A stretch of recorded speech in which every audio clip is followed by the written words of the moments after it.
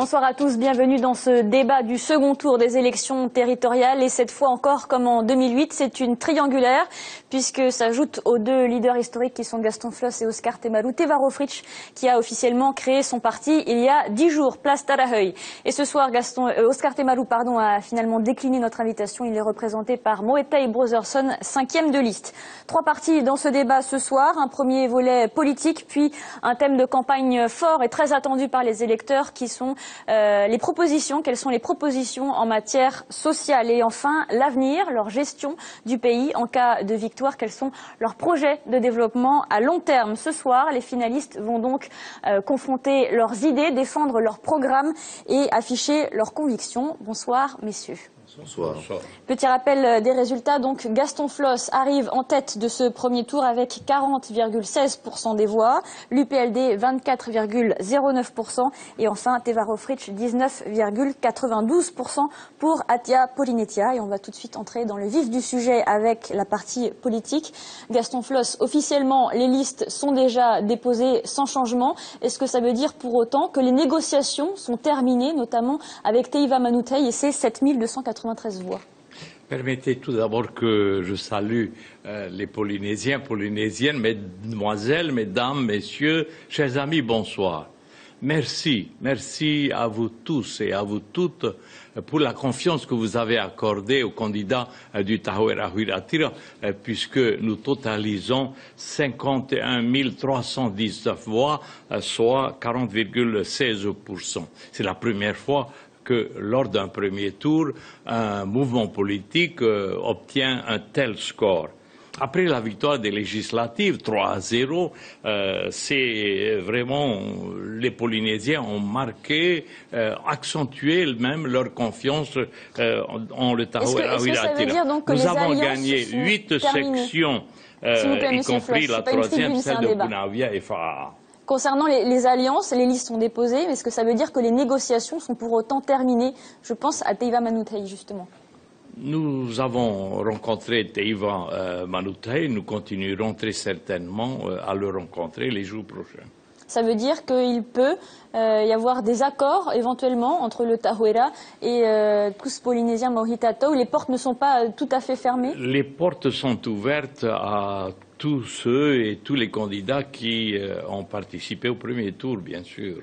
Teva Rohfritsch, vous, est-ce que vous avez des regrets? Est-ce que finalement vous ne vous êtes pas tiré une balle dans le pied en refusant de vous ouvrir à Teiva Manutei qui pèse malgré tout près de 7300 voix? Bonsoir à tous. Permettez-moi juste de remercier également les électeurs qui ont fait confiance à Atia Polinetia au premier tour. 25 453 voix. Peu estimer, en tout cas peu de partis politiques estimaient nous voir au second tour et nous y sommes. J'ai tenu mes engagements simplement qui avaient été pris avant le premier tour, dans la mesure où nous avions estimé qu'il ne nous souhaitions pas engager des tractations, puisqu'il y a aussi une page de notre histoire qui doit se tourner, et ça en fait partie.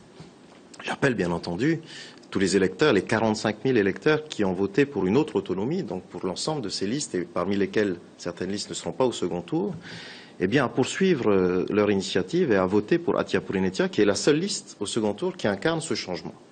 Pas de tractation, ça veut dire ne pas s'ouvrir à la famille autonomiste? Non, c'est pas ça. Bien entendu, nous appelons les électeurs. Et je leur demande effectivement d'aller au bout du vote qu'ils ont exprimé au premier tour. Qu'ils aient voté pour Teiva Manutei, M. Patri Jamé, M. Faleta et tous les candidats qui se sont présentés dans le cadre de l'autonomie. Néanmoins, nous avons souhaité conserver la liste Atia Polinetia, puisqu'il y a une équipe qui a été constituée, qui a été mûrement réfléchie, avec à la fois des personnalités qui ont aujourd'hui une vraie expérience pour prendre la gestion des affaires en main du pays, et puis des jeunes, des moins jeunes, qui souhaitent aussi s'investir avec nous, et puis effectivement des Tavana. Donc cette liste que nous avons mise au premier tour, nous souhaitons la conserver au second tour, tout simplement. Moetai Brotherson, on l'a vu depuis 2 jours, le discours a changé avec l'UPLD, avec Atia Polinetia. Vous vous appelez au vote anti-Floss. Est-ce que ça veut dire que c'est l'homme à abattre pour ces élections? Écoutez, il n'y a pas d'homme à abattre, hein, il est fort sympathique en face là. Je voudrais remercier tous les électeurs qui sont allés voter, pas simplement les nôtres, mais tout le monde, tous ceux qui se sont levés pour exercer leur droit de vote et leur devoir de vote. Et j'appelle en revanche tous ceux qui ne sont pas allés voter à exercer ce droit. Les votes n'appartiennent pas aux partis, les votes appartiennent aux individus. C'est la liberté de chacun d'exercer son droit de vote. Et donc je crois qu'il n'y a pas... Il ne faut pas raisonner en termes de un tel a tant de voix, on possède tant de voix. Non, c'est-à-dire que vous rejoignez Teva Rohfritsch lorsqu'il dit que les compteurs sont remis à zéro pour le second tour? Écoutez, chacun a sa liberté de vote. Nous appelons à voter pour des valeurs de probité, des valeurs de développement réel, des valeurs de réorientation de l'économie. Tous ceux qui se reconnaissent dans ces valeurs sont libres de voter pour nous au second tour. Vous parlez d'un réservoir de voix, il ne s'est pas exprimé au premier tour. Qu'est-ce qui vous fait penser qu'il s'exprimera au second tour? Écoutez, je pense qu'il y a pas mal de gens qui ont été surpris du score et pour qui ça a été un peu un wake-up call, qui vont se manifester au deuxième tour. Gaston Floss, pour votre part, donc le Tarouéla, vous l'avez rappelé, un peu plus de 51 000 voix pour ce premier tour. Êtes-vous arrivé au bout du bout en termes de voix ou est-ce que vous espérez pouvoir faire davantage? Je ne pense pas que nous soyons arrivés au bout. Le combat continue, mais notre premier combat, et c'est le plus important, c'est celui contre l'indépendance. L'indépendance qui a fait rêver, c'est vrai, et le Taoui aussi qui a fait rêver avec les promesses de 2004, ne les oublions pas.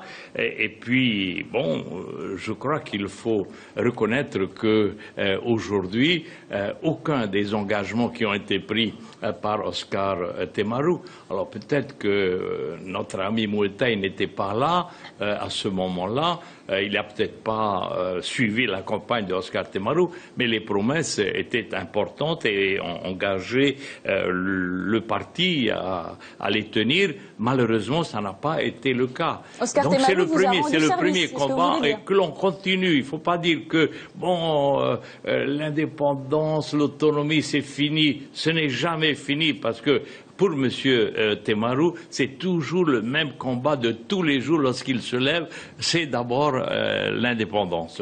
Mais à côté de cela, bien sûr, pour nous, c'est également la gestion calamiteuse qu'il a laissée dans notre pays. Nous ne pouvons pas ne pas en parler. Lui et Gaston Tong-Song ont dirigé notre pays pendant 9 ans.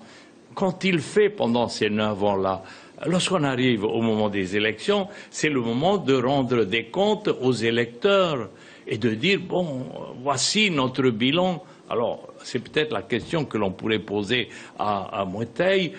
Quel a été le bilan de Oscar Temaru et à M. Rohfritsch, qui a également M. Tong-Song Sutsalis, quel a été le bilan de M. Tong-Song? Est-ce que vous êtes d'accord avec Gaston Floss lorsqu'il dit que finalement Oscar Temaru lui a rendu service et que c'est un petit peu grâce à lui et à son bilan que le Tarouéla fait ce score-là au premier tour? Je n'ai pas dit ça. Je n'ai pas dit que Temaru m'a rendu service.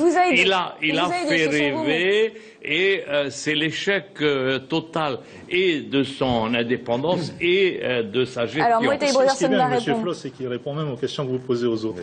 Et puis il sonne un peu comme un disque rayé, puisque finalement, celui qui parle le plus d'indépendance parmi tous, c'est bien M. Floss qui l'agite comme un épouvantail depuis 2004. Contrairement à ce que vous disiez, M. Floss, j'étais là en 2004, j'ai suivi la campagne, je n'étais pas engagé à l'époque. J'ai bien entendu les promesses. Certaines ont été, contrairement à ce que vous dites, tenues. Bon, lesquelles Attendez, laissez-moi répondre. Je vais simplement dire une chose. Je me souviens en 2004, au lendemain du 23 mai, d'un certain monsieur Gaston Floss qui disait « Vous allez voir, d'ici 1 mois, ça va être l'indépendance ». Je crois qu'on est en 2013, on n'est toujours pas indépendant. Pourtant, comme vous l'avez dit, monsieur Temaru a été au pouvoir, aux responsabilités plusieurs fois depuis 2004. Et je pense qu'il faut que vous arrêtiez d'agiter cet épouvantail et de nous repasser ce même disque rayé que vous affectionnez visiblement.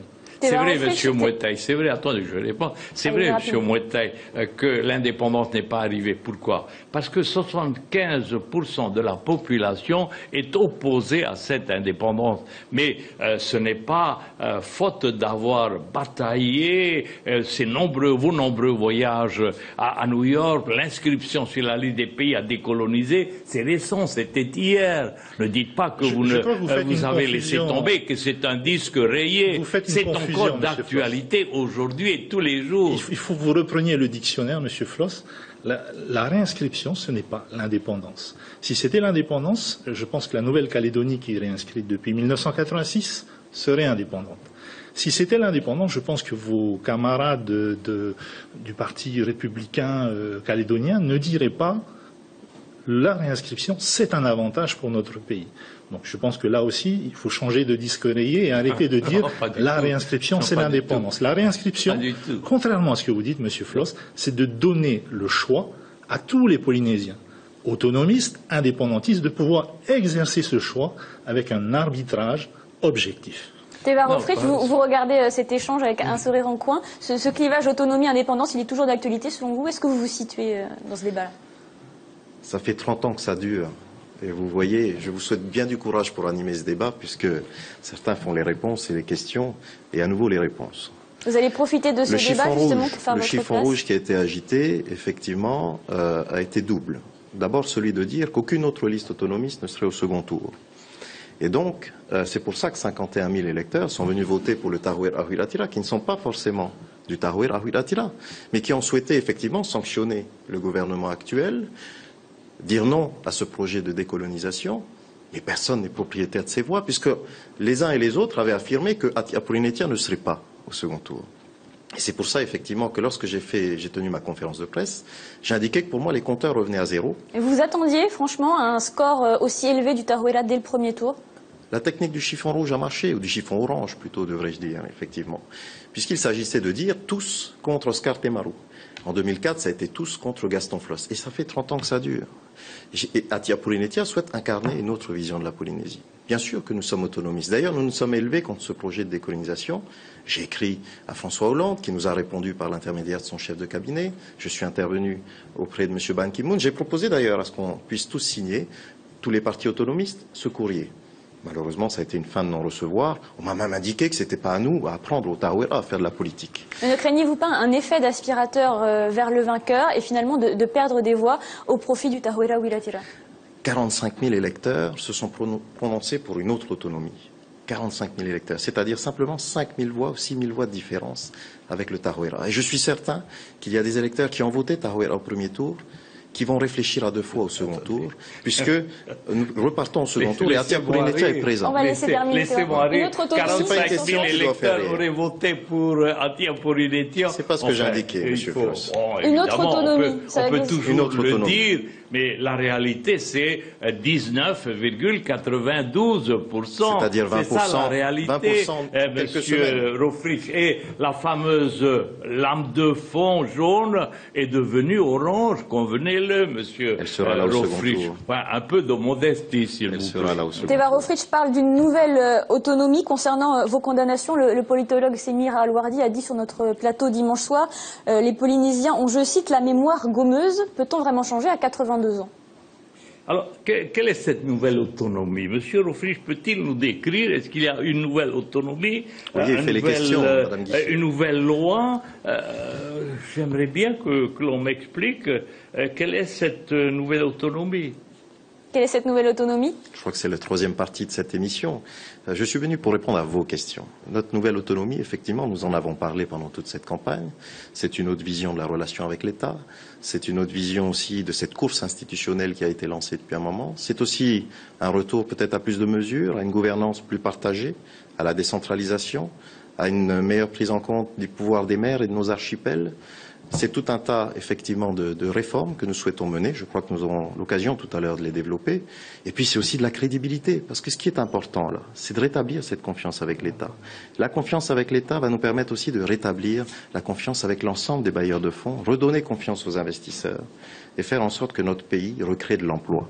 Parce que je crois que ce qui est au cœur du débat du deuxième tour, ça va être l'emploi et la capacité à faire redémarrer la machine. Alors on va parler du social plus tard. Gaston Floss. Non, je voulais simplement remercier Monsieur Rohfritsch qui, semble-t-il, a bien lu le programme du Tarouera Ahuilatira parce qu'il relie exactement le programme du Tarouera Ahuilatira et ce qu'il met, lui, dans sa profession de foi, eh bien, on en parle, on va avancer juste sur cette nouvelle autonomie. On a bien compris que Teva Rohfritsch voulait trancher, voulait tourner une page. Vous-même, vous êtes bien conscient de ce besoin de changement, puisque dans votre liste, vous avez fait une place large aux jeunes, mais vous êtes toujours la tête de liste. Peut-on vraiment changer à 82 ans, monsieur le sénateur? L'autonomie, c'est quoi? Ce sont les hommes, c'est la loi. Il n'y a qu'une autonomie qui a été votée en 2004 et qui découle de la première autonomie que le Tahoe Raoui Attira a demandé au président de la République, qui était un président socialiste, monsieur François Mitterrand. Et bien que nous ne soyons pas de gauche, eh bien, nous avons pu discuter avec lui et c'est le président François Mitterrand qui a accordé à la Polynésie le premier statut d'autonomie, qui a été amélioré en 1996 et surtout le grand bond dans ce domaine-là par le transfert des compétences de l'État au pays s'est opéré en 2004. Il y a eu des modifications en 2007 par les lois Estrosi et puis surtout en 2011 avec la nouvelle loi électorale. Quelle autre autonomie connaissons-nous en Polynésie française? À moins que Tevaroffice en fabrique une à chaque élection. Nous, il n'y a qu'une autonomie, c'est celle-là, celle qui est votée par le Parlement. Une seule autonomie, d'après Gaston Floss. Pourquoi, dans ce cas-là, ne pas vous être réunis pour faire bloc face à l'indépendantiste Oscar Temaru? Est-ce que finalement, le problème, c'est l'homme, Gaston Floss, ou est-ce que c'est le parti, le Tahoeira? D'abord, 75% des électeurs se sont prononcés au premier tour pour l'autonomie. Donc ce sujet est réglé. Ensuite, M. Floss, je le sais, s'évertue à effacer aussi ce statut d'autonomie de gestion qui avait été obtenu par M. Sanfort à l'époque. Donc faire démarrer tout au Tahoe Raoui Attira est une vieille recette que nous avons l'habitude d'entendre.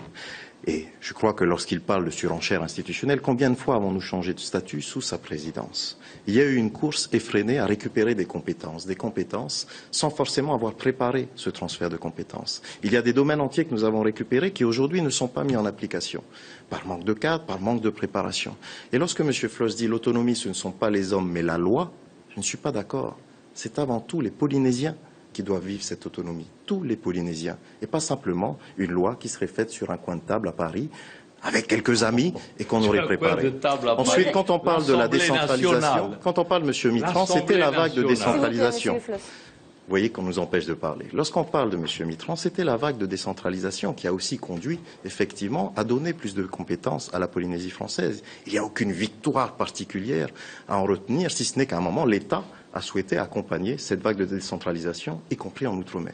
Moetai Brotherson, cette bagarre d'autonomistes, ça fait le jeu de l'UPLD? Écoutez, si les oranges pâles et les jaunes foncés veulent se bagarrer, ça c'est leur volonté, mais j'ai pas l'impression qu'on soit là pour ça. Je les remercie pour le cours d'histoire, hein, c'était très enrichissant. Nous, on est plutôt tournés vers l'avenir, hein, pas le passé. Voilà. Malgré tout, l'UPLD a perdu 20 000 électeurs depuis 2008. Ces élections faisaient un petit peu office de test pour le parti. Hein. C'est un petit peu pour ou contre la réinscription. Est-ce que ça veut dire que les Polynésiens ne sont pas prêts pour cette réinscription? Est-ce que ça veut dire que votre bilan n'était pas bon? Je pense qu'on est dans une élection territoriale, c'est pas un référendum, autant que je sache. La réinscription, c'est un de nos thèmes de campagne, c'est un axe sur lequel on développe tout un ensemble de thèmes et on développe un programme. Maintenant, si c'est l'obsession de M. Floss, libre à lui. Encore une fois, la réinscription, ce n'est pas l'indépendance, c'est laisser le choix. Alors finalement, est-ce qu'il y a eu un problème de communication alors oui, ça c'est un reproche qu'on nous a souvent fait et que nous assumons totalement. À la différence de M. Floss qui se balade dans tous les quartiers depuis 2 ans, nous étions en responsabilité et nous étions là pour sortir le pays de la crise. Alors forcément, quand on est aux responsabilités, on a un peu moins le temps de faire les quartiers, de faire le travail de terrain qu'il a eu tout loisir de faire. D'ailleurs, en 2 ans, soit dit en passant, on l'a pas beaucoup vu au Sénat pour lequel il a été élu en 2008. Hein. À Atia Polynetia, dans votre programme, il y a quelques similitudes avec le Tahoeira. Est-ce que vous visez le même électorat? Nous visons tous ceux et toutes celles qui souhaitent se projeter vers l'avant et construire cette autonomie différemment. Et permettez-moi de relever d'ailleurs que lorsque M. Floss parle de 2004 et du rêve de M. Oscar Temaru, ça ne l'a pas gêné en 2007. Lorsqu'il y a eu cette grande alliance pour pouvoir faire la paix dans le pays, et il s'était engagé d'ailleurs à construire cette paix durablement. Donc je crois qu'il ne faut pas réviser effectivement l'histoire, Moetai a raison, il faut regarder vers l'avant, et nous souhaitons nous adresser aux Polynésiens qui ont envie, qui reconnaissent des choses qui ont pu être faites par M. Floss, parce qu'il y a eu de bonnes choses de faites également. d'autres moins bonnes, mais nous ne sommes pas là pour juger. Mais qui simplement souhaitent aujourd'hui, eh bien, passer à autre chose et passer à cet avenir qu'il nous paraît important de construire, parce que le système qui aujourd'hui est quand même en grande difficulté n'est pas que le fait de la gestion du dernier gouvernement. Nous savons tous bien que depuis 2001, l'économie polynésienne commençait à décliner. Nous savons aussi qu'il y a eu eh bien, certaines démesures dans certains projets qui ont pu être menés hors de prix. Nous sommes 270 000 habitants et nous souhaitons donc ramener eh bien, à la raison et à la mesure les projets qui seraient portés par la Polynésie française. Nous sommes moins de 300 000 habitants. 5 millions de kilomètres carrés d'eau, c'est vrai, mais 300 000 habitants. Gaston Floss, sur ces projets démesurés, les relations avec l'État sont modifiées. Il n'y a plus Jacques Chirac au pouvoir, votre grand ami. Le contexte économique également a changé. Tous les pays ont davantage de chômeurs aujourd'hui. Dire aujourd'hui aux électeurs que ce sera comme avant, que ce sera aussi florissant qu'avant, est-ce que ce n'est pas un petit peu utopique ? Est-ce que je l'ai dit, cela? Non, mais revenons d'abord sur ce premier volet de ce chapitre de la politique. Donc, pour le Tahoeraa Huiraatira, et nous le disons, le danger de l'indépendance, cette obsession d'Oscar Temaru d'aller et de courir toujours après, demeure. Bon, Monsieur Rofrich dit, ce n'est pas un danger aujourd'hui, laissons ça de côté. Pour nous, nous sommes sur la voie d'une nouvelle autonomie, laquelle il est incapable de nous en parler. Bon, laissons ce chapitre-là. Pour nous, le danger existe et nous serons le meilleur rempart contre l'indépendance, comme nous l'avons toujours fait. Maintenant, parlons, alors puisqu'il y a des élections demain, parlons des bilans, parlons du bilan du Taveni Huiraatira. Qu'est-ce que le Taveni Huiraatira laisse au bout de 10 ans de gouvernance? On le sait, Gaston Floss, vous défendez votre bilan, mais dire aujourd'hui aux électeurs que si vous êtes élu, ça redeviendra comme avant 2004, est-ce que c'est réalisable ou est-ce que ce n'est pas aussi un petit peu dangereux? Qui l'a dit? Qui l'a dit? Vous-même. Non, quand vous avez un écrit? Vous défendez votre bilan, c'est votre programme. Mais j'ai pas de bilan. J'étais dans l'opposition, madame. Je parle avant 2004, monsieur Floss. Non, j'étais dans l'opposition. Le seul bilan peut être présenté par monsieur Mouetet, qui représente l'UPLD, qui a gouverné le pays pendant au moins 6 ans, et par monsieur Teva Rofrich, qui représente Gaston Tongson, son bras droit, qui a gouverné le pays pendant 3 ans. Alors, nous nous tournons vers eux, comme tous les électeurs aujourd'hui, pour vous dire, bon, nous allons voter dimanche prochain, quel travail vous avez fait, qu'est-ce que vous avez laissé pour nous? Lorsque l'on regarde effectivement le résultat, 15 000 emplois qui ont disparu depuis 2004, le taux du chômage qui est à 27%, les ressortissants du RST, c'est-à-dire les pauvres, 72 000 aujourd'hui, ceux qui sont encore plus pauvres et au-dessous du seuil de pauvreté, et ils sont 77 000, que répondez-vous à toute cette population? Ceux qui sont à la recherche d'un emploi et qui n'ont... Quelle est votre réponse? C'est cela que nous voulons. C'est cela que la population, c'est la question que se pose la population. Avant de donner la parole à Mouetet Brotherson, Gaston Floss, justement, sur le terrain, on a entendu les jeunes voter Tahoeraa en disant on vote le Tahoeraa parce que si le Tahoeraa repasse, il y aura de nouveau le GIP et on aura tous un travail. Est-ce que c'est vrai aujourd'hui, Gaston Floss? Mais madame, vous dites n'importe quoi. Je n'invente pas, c'est ce qu'on a entendu sur le terrain. Qui a parlé de GIP? Quels jeunes ont parlé de GIP? Donc vous ne recréerez pas le GIP? Jamais, mais jamais. Et on n'a jamais parlé de GIP. Vous racontez. Excusez-moi, malgré le respect que j'ai pour vous, vous dites n'importe quoi. Jamais nous n'avons parlé de... Il n'y a plus de GIP. Teva Rofrich, lors de sa conférence de presse, le Tahoeraa a sous-entendu qu'il y aurait des alliances en préparation entre la Tia Polynetia et l'UPLD. Confirmez-vous qu'il y a eu des rencontres, des discussions entre Gaston Tongson et Oscar Temaru? Pendant toute cette campagne, M. Floss et le Tahoeraa ont passé leur temps à raconter des petites histoires pour essayer de faire peur aux électeurs en disant qu'ils étaient le seul recours contre ce méchant Oscar Temaru et ce prétentieux de Teva Rofrich qui osait se présenter en dehors du Tahoeraa Huiraatira parce qu'il n'y a qu'une autonomie, c'est celle du Tahoeraa. Écoutez, je crois qu'il faut arrêter de prendre les Polynésiens pour des imbéciles J'ai bien indiqué qu'il n'y avait pas de tractation, il n'y a eu aucun contact. Je n'ai pas contacté ni même M. Floss ni M. Oscar Temaru. Donc voilà, je crois qu'il faut arrêter de raconter ce genre d'histoire. Je viens d'apprendre aussi une nouvelle vision de l'histoire qui s'est écoulée. Donc il n'y a pas eu de GIP, il n'y en aura plus. Il n'y a pas eu de DIGE, il n'y en aura plus. Alors qu'on nous a ressorti toutes ces anciennes recettes pendant toute la campagne. Vous avez raison, mais vous n'avez pas obtenu la réponse à votre question. C'est bien ça, c'est remettez-moi au pouvoir et tout redevient comme avant. C'est bien ce qui a été dit pendant tous les soirs, dans tous les meetings. Mouetaï Brotherson, c'est comment difficile de c'était défendre. avant, Monsieur Rofrich? Comment c'était Monsieur avant? Floss, on va Vous faire voyez, ça. il fait l'émission tout seul. Non, mais comment c'était avant? Tout redevient comme avant. Mais comment c'était avant? Mais Monsieur Rofrich, vous étiez si avec moi avant. Vous étiez avec moi. En novembre 2003, tu étais mon ministre. Oui. Je peux te donner les dates à laquelle tu étais. Tu étais mon ministre. Et j'ai travaillé d'arrache-pied. Tu n'as jamais levé le petit doigt et protesté Vous vous sentez contre trahi la aujourd'hui, Gaston gouvernance, contre notre gouvernement. Vous vous Tu sentez étais trahi, Gaston ministre Floss? avec moi. Alors que... Est-ce que vous vous sentez trahi aujourd'hui par Teva Rofrich? Pardon? Est-ce que vous vous sentez trahi aujourd'hui? Non, enfin, vous savez, jusqu'au mois de dernièrement, nous prenions le petit déjeuner, je dis pas tous les matins ensemble, mais presque.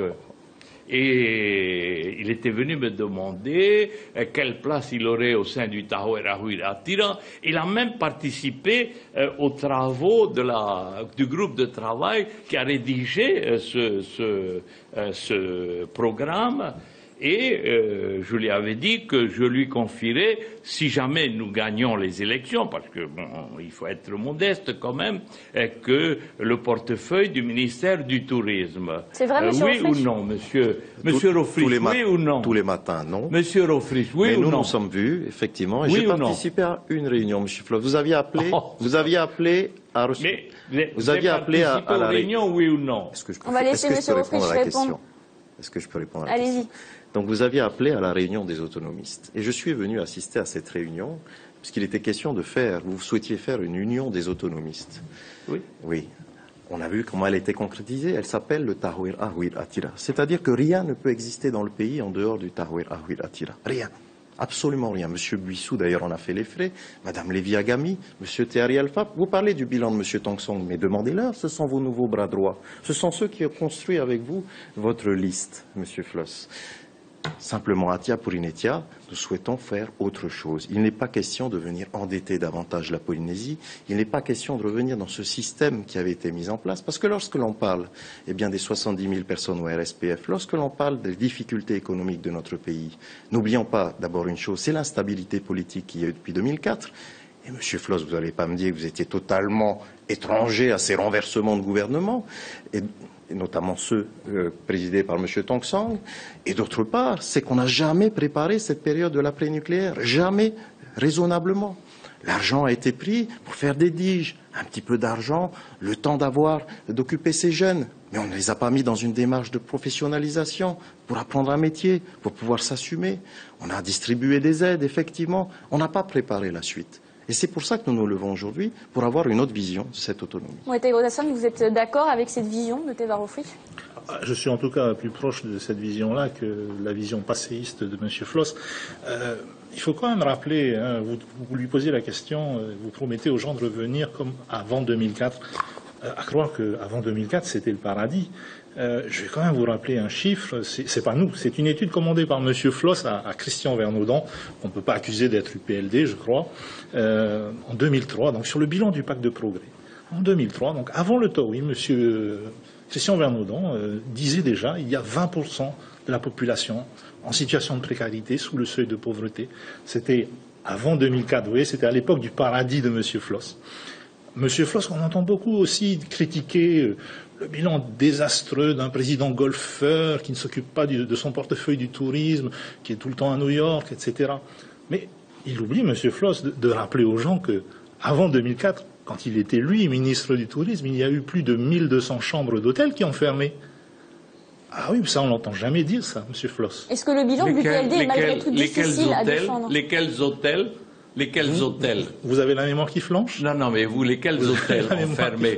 Les hôtels. Il y en a un que vous avez racheté, je crois. Le Sofitel a fermé quand? Il y en a sous un que vous avez votre racheté, je crois. gouvernance, l'hôtel Bora Bora, quand les 5 hôtels, l'hôtel Nara et les autres ont fermé, lorsque vous êtes arrivé au pouvoir et qu'ils sont tous partis. 1200 chambres. Monsieur Rofrich parlait de l'Union des... Mais je leur ai adressé une lettre le 10 novembre 2011. Et lorsque monsieur Rofrich dit qu'il n'y avait que du Tahoe Ahuiratira, aujourd'hui, nous sommes en partenariat avec monsieur Bouissou qui a gardé son parti Rautaï, avec Sandra Lévy-Agami qui a gardé son parti Temanatoa, avec la mort de leur Charles parti, Fongloy qui a gardé son parti. Ils ont juste changé de couleur. Je n'ai jamais demandé à ses partenaires de disparaître, au contraire, et je tiens à les remercier. Grâce à eux, eh bien, nous avons le succès que nous avons. Mais vous savez, monsieur Rofrich a l'air de faire l'amnésique. Il m'en veut beaucoup. Parce que sur les 9 gouvernements qui se sont votre vision du partenariat, c'est le phagocytage. Sur le 9, quand vous aurez fini de digérer Sandra Lévy-Agami, quand vous aurez fini de digérer M. Bouissou, je crois qu'il n'en restera pas grand-chose, vous savez. Madame, sachez une chose, c'est que sur les 9 gouvernements du Taoui, que ce soit de Tong Song, de Oscar Temaru, moi 2 ou 3 ou 4 mois, monsieur Rofrich a fait partie de tous ces gouvernements. À la demande il a fait partie de tous ces gouvernements. Qui lui a demandé de faire partie? Qui m'a demandé de faire partie? Si tu n'étais pas d'accord, qui m'a dit d'en faire partie? Il ne fallait pas accepter d'aller dans ces gouvernements. Mais je ne viens pas parler de cette période-là. contre ton gré, c'est grave pour les Polynésiens qui peuvent vous faire confiance. Ne faites pas confiance. Est-ce que je peux réagir à ça? Vous reconnaissez que c'est quelqu'un de qualité, il était incontournable à l'époque pour ses compétences? Pardon? Vous reconnaissez que c'est quelqu'un de qualité, il était incontournable à l'époque pour ses compétences? Bien sûr, sans ça je ne l'ai pas pris dans mon gouvernement, avant même le Taoui. Mais lorsqu'il dit aujourd'hui que avant 2003 c'était la catastrophe, que depuis ça allait bien, et que, il a participé à tous ces gouvernements. Jamais, est-ce que vous vous souvenez que M. Rofrich, à un moment ou à un autre, a claqué la porte et dit « Je ne suis pas d'accord avec la politique menée par Gaston Flosse, je m'en vais ». Pas du tout, il est toujours resté. Et même lorsque Gaston Tong Song l'a jeté du gouvernement alors qu'il était à Nouméa, il n'était pas content du tout, Mais bon, je pense qu'il faut avoir un peu de mémoire de ce qui s'est passé, Monsieur Rofrich. Madame Miché, je voudrais réagir tout de même à ce qui vient d'être dit. Allez-y, puis après très court, parce que très brièvement, on parle de mémoire, effectivement. Je crois que M. Flosse vient de faire la démonstration qu'il a, j'allais dire fomenté, mais ce serait un mot un peu fort, qu'il a participé à beaucoup de motions de défiance et qui ont participé à l'instabilité politique, puisqu'à chaque fois, il m'a demandé de participer au gouvernement qu'il formait lui-même ou qu'il formait avec Gaston Tong Song ou avec M. Temaru. Absolument. Absolument. Et je n'ai aucun regret sur le sujet. Si ce n'est celui, oui, si ce n'est celui que vous n'avez pas tenu parole à chaque fois, puisque au bout de 2-3 mois, après vous êtes allié avec l'un, vous êtes allé avec l'autre pour le renverser. C'est ça la difficulté. Et à un moment, j'ai dit ça suffit. Et effectivement, j'ai rendu mon siège au Tahoe Ahuiratira à l'Assemblée. Moitaï Brotherson, vous aussi, à un moment, vous êtes allié avec Gaston Flosse. Est-ce que vous êtes d'accord avec Teva Rofrich lorsqu'il dit que Gaston Flosse n'est pas un homme de parole? Alors, moi, je n'ai jamais établi de contrat avec M. Flosse. C'est pas à moi de juger. Sur l'épisode du 777, je pense qu'à l'UPLD, on n'a aucun regret et que c'était quelque chose qu'il fallait faire pour que la paix revienne dans les familles polynésiennes. Ça, il faut en être reconnaissant aussi bien à M. Flosse qu'à M. Temaru. Aujourd'hui, c'est plus du tout d'actualité, une alliance avec une grande famille polynésienne. Une alliance, non, ça c'est autre chose. Mais aujourd'hui, ce qui perdure, c'est la bonne ambiance. Je crois qu'on a vu pendant ces élections qu'il n'y avait pas d'animosité sur les lieux de vote. Il n'y avait plus les invectives qu'on a pu connaître à une époque. Ça, c'est un résultat du 777. Quoi qu'on en dise. Maintenant, sur le fait que M. Flosse tienne ou pas parole, je retiendrai simplement en 2009 l'apparition comme ça, ex nihilo, d'un autre épouvantail agité par M. Flosse pour justifier un énième renversement de gouvernement. C'était ils vont mettre en place l'impôt sur le revenu. Alors on a été les premiers surpris parce qu'on n'était pas au courant. On n'était pas au courant, on allait mettre en place l'impôt sur le revenu. Ben non, c'est toujours pas le cas. C'est quand même dans les cartons, ça fait longtemps que c'est toujours pas le cas. Pierre Frémaux en parle, Oscar Temarou également l'a défendu sur ce plateau. Il ne faut pas confondre impôt sur le revenu et imposition sur les revenus catégoriels. C'est pas du tout la même chose.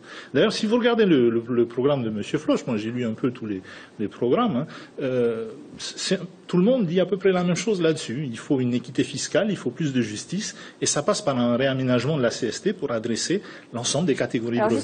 Justement, on va en parler. On va passer à la partie suivante, le social. Un enjeu aussi pour ces élections. Justement, on va en parler s'il vous plaît. Chacun d'entre vous, justement, veut redresser le pays, mais avec des méthodes différentes. Pour Gaston Floss, ça passe par la commande publique.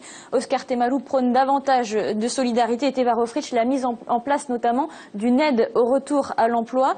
Moetai Brotherson, la jeunesse polynésienne a besoin de croire en l'avenir. Quel est l'idéal de société de l'UPLD? Est-ce que c'est créer des élites ou créer des ouvriers, des agriculteurs? La jeunesse de ce pays a besoin de rêver, mais elle n'a pas besoin qu'on lui mente, parce que sinon c'est plus un rêve, c'est un cauchemar, et le réveil va être douloureux.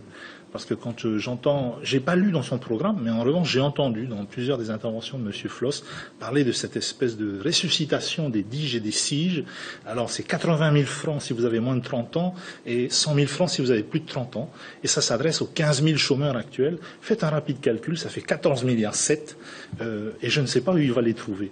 Alors s'il nous dit je vais taxer les grosses sociétés. Vous savez à combien se monte aujourd'hui l'impôt sur les sociétés et l'impôt sur les transactions? Si on fait le total, M. Floss, vous qui aimez les chiffres, ça fait un peu moins de 9 milliards, je crois. Donc pour passer de 9 milliards à 9 milliards plus 14,7 milliards, rien qu'en taxant les grosses sociétés, je pense que ces grosses sociétés seront tout à fait heureuses d'apprendre ce soir qu'elles vont voir leur impôt sur les sociétés et leur impôt sur les transactions, contrairement à ce qui est dit dans le programme de M. Floss, plus que doublé. Gaston Floss, sur le financement de ces DIGE et de ces SIGE. Permettez que je revienne sur le fameux 777. Rapidement, parce qu'on va avancer dans le débat. Mais c'est important parce que ça, c'est l'accusation qui revient. Là, c'est un disque vraiment usé. Rapidement, s'il vous plaît. Alors, c'est un accord qui a été signé, c'est vrai, avec monsieur Oscar Temarou le 10 avril 2008. Mais c'était tout simplement pour arriver à la stabilité, arriver à une réconciliation, à introduire la paix entre le Tavini Huiratira et le Tahoera Huiratira. Car nous nous sommes rencontrés, nous en avons parlé et nous nous sommes dit la priorité c'est le développement économique. Et il est dit ici dans ce document-là. Donc, essayons de taire, ne parlons plus d'indépendance et d'autonomie, parlons surtout de développement. Et c'est ce qui est contenu dans cet arrêté où nous disons les partenaires sous-signés s'engagent à rester attachés à leurs convictions et valeurs, l'UPLD à la pleine souveraineté et le Tahoera Huiratira à l'autonomie au sein de la République. Le 777, à ce moment-là, jamais le Tahoera, je n'ai jamais moi-même renié les valeurs du Tahoera Huiratira. Je suis toujours resté attaché à l'autonomie au sein de la République, contrairement aux mensonges que l'on peut faire circuler. Et puis le deuxièmement, œuvrer principalement. Taisons tout ce qui est animosité politique et œuvrons principalement au développement économique, social et culturel de notre pays. Voilà la raison de ce 777. D'accord, on a bien compris. On a bien compris, Gaston Floch, pour répondre au financement des DIGE et des SIGE qui semblent inquiéter l'UPLD sur la taxation des grandes entreprises. Comment est-ce que vous allez financer ces DIGE et ces SIGE? Effectivement, il nous faut. Vous avez aujourd'hui 15 000 personnes qui ont perdu leur emploi. Vous avez également le taux de chômage qui est de l'ordre, nous n'avons pas de chiffre précis parce que tout ça, c'est dans l'opacité la plus totale, de l'ordre de 27%, peut-être même 30%. Qu'est-ce que l'on va faire? On va les laisser.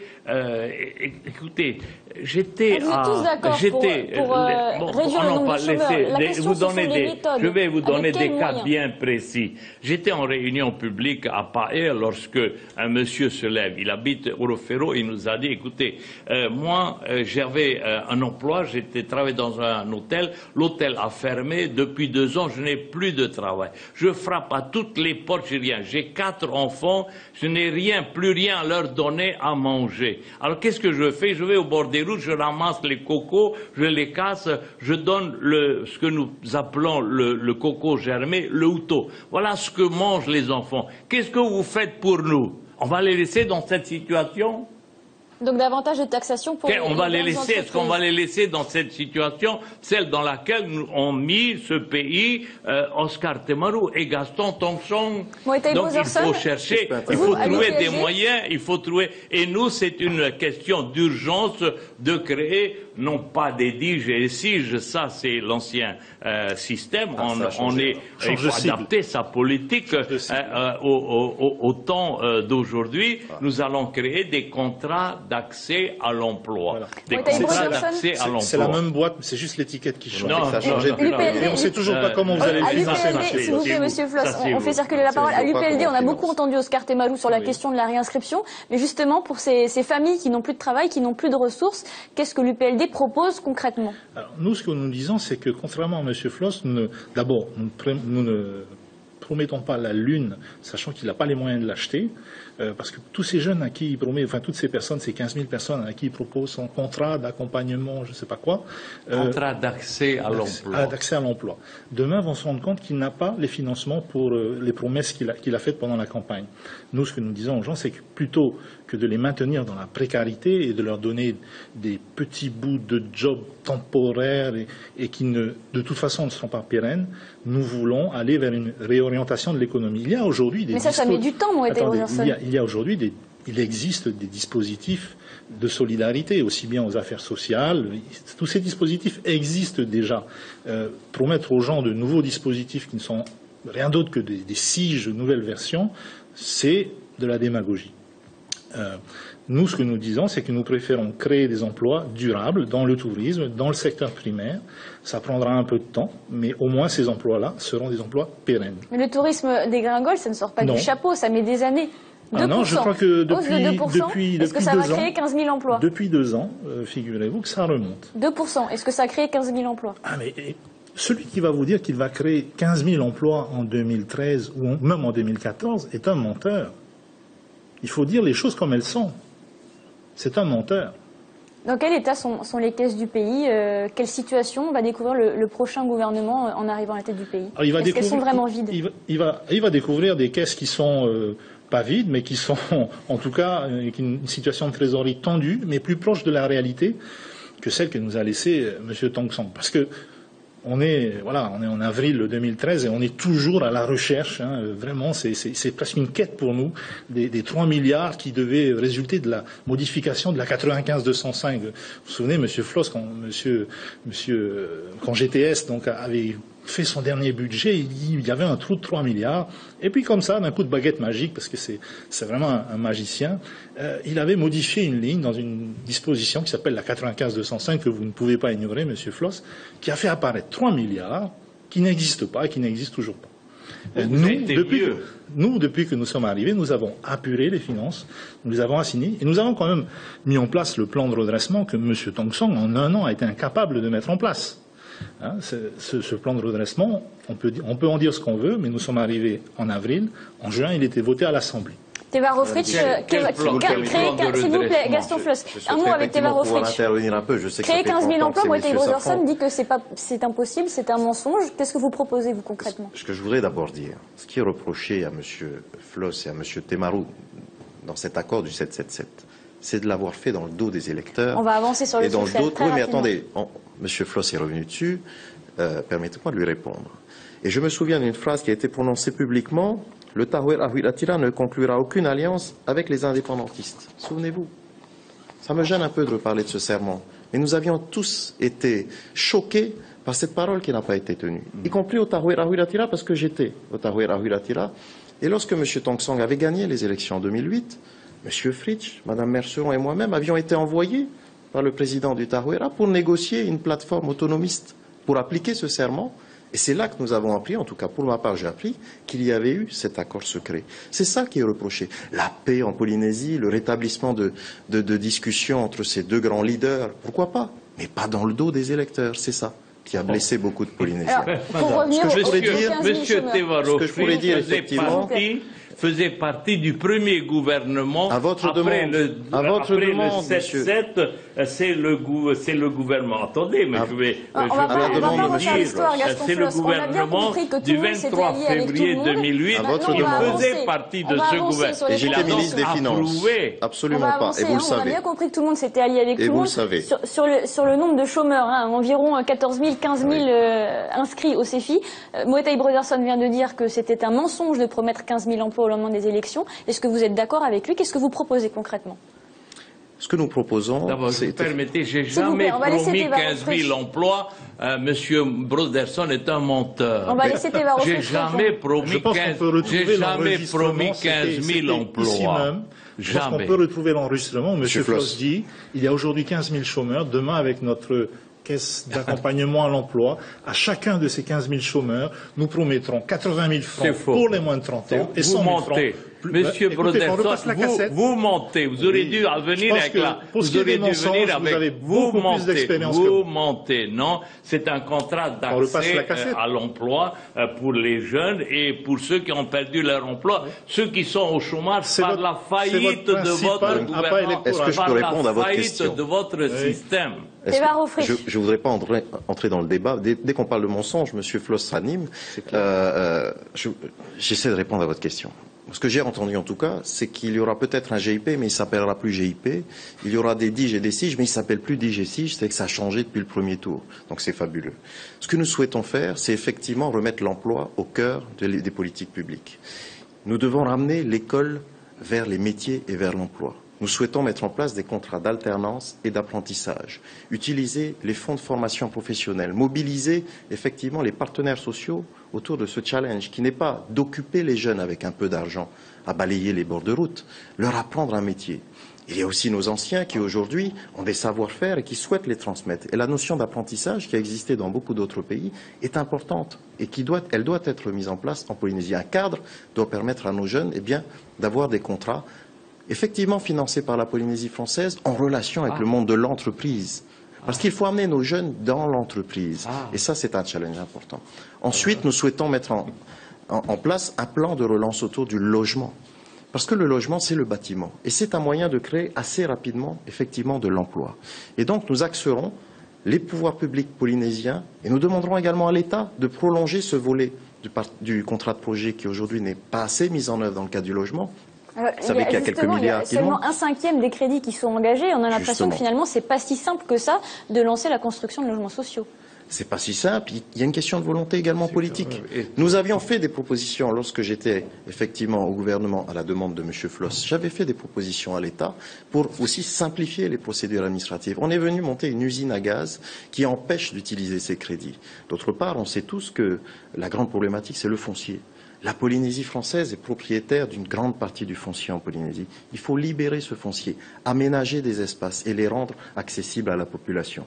Et voilà ce que Atia Purinitia souhaite mettre en œuvre si la population nous fait confiance. Finalement, Moetai Broderson, pour l'UPLD qui se dit proche du peuple, on va rebondir sur le logement social. Je pense qu'il faut que vous consacriez une émission, M. Floss. Pour l'UPLD qui se dit proche du peuple, finalement, vous n'avez pas construit tant que ça de logements sociaux. Quel est le vrai problème ? Je vais juste revenir sur 2 points qu'a évoqué Tevas, à savoir l'apprentissage et l'insertion. Sur les logements sociaux. Oui, non, mais rapidement, très rapidement. Je crois que ces collègues qui siègent actuellement à l'Assemblée ont oublié de l'informer que ça existe déjà. Ça s'appelle le stage d'insertion en entreprise et récemment voté à l'Assemblée. Donc le contrat d'apprentissage, voilà, ça existe déjà. C'est pas grave. Pour revenir sur le logement, ça s'est fait dans le cadre du contrat de projet et je suis tout à fait d'accord avec Teva quand il dit que M. Tong Song a signé une usine à gaz. C'est pas ce que j'ai dit. Pourquoi ? C'est bien lui qui a signé. M. Tong Song n'est pas candidat. On parle de M. Tong Song depuis tout à l'heure, mais il n'est pas candidat à la présidence de la Polynésie. M. Tong Song donc, signe ce contrat de projet avec aucun dossier de prêt. Ce sont des crédits qui sont annualisés, c'est-à-dire que si en fin d'année vous n'avez pas consommé les crédits, ils ne sont pas reportés sur l'année suivante. Et pendant les 3 premières années, simplement parce que les études ne sont pas là et qu'il faut bien les faire et qu'on ne construit pas un lotissement social comme ça, il faut des études sérieuses, il faut trouver le foncier, il faut respecter des normes. Pendant ces 3 premières années, finalement, rien ne se construit et ces crédits sont perdus. C'est ça qu'il faut dire. Le mythe de ces 23 milliards qui n'auraient pas été utilisés, Mais voilà, là encore, c'est un mythe, c'est un serpent de mer, comme la 95-205. Nous avons une solution à proposer. Gaston Floss, vous vouliez réagir? C'est absurde. D'ailleurs, je suis assez étonné, mais enfin, il ne faut jamais être étonné de l'accord qu'il y a entre M. Rofrich et M. Temarou.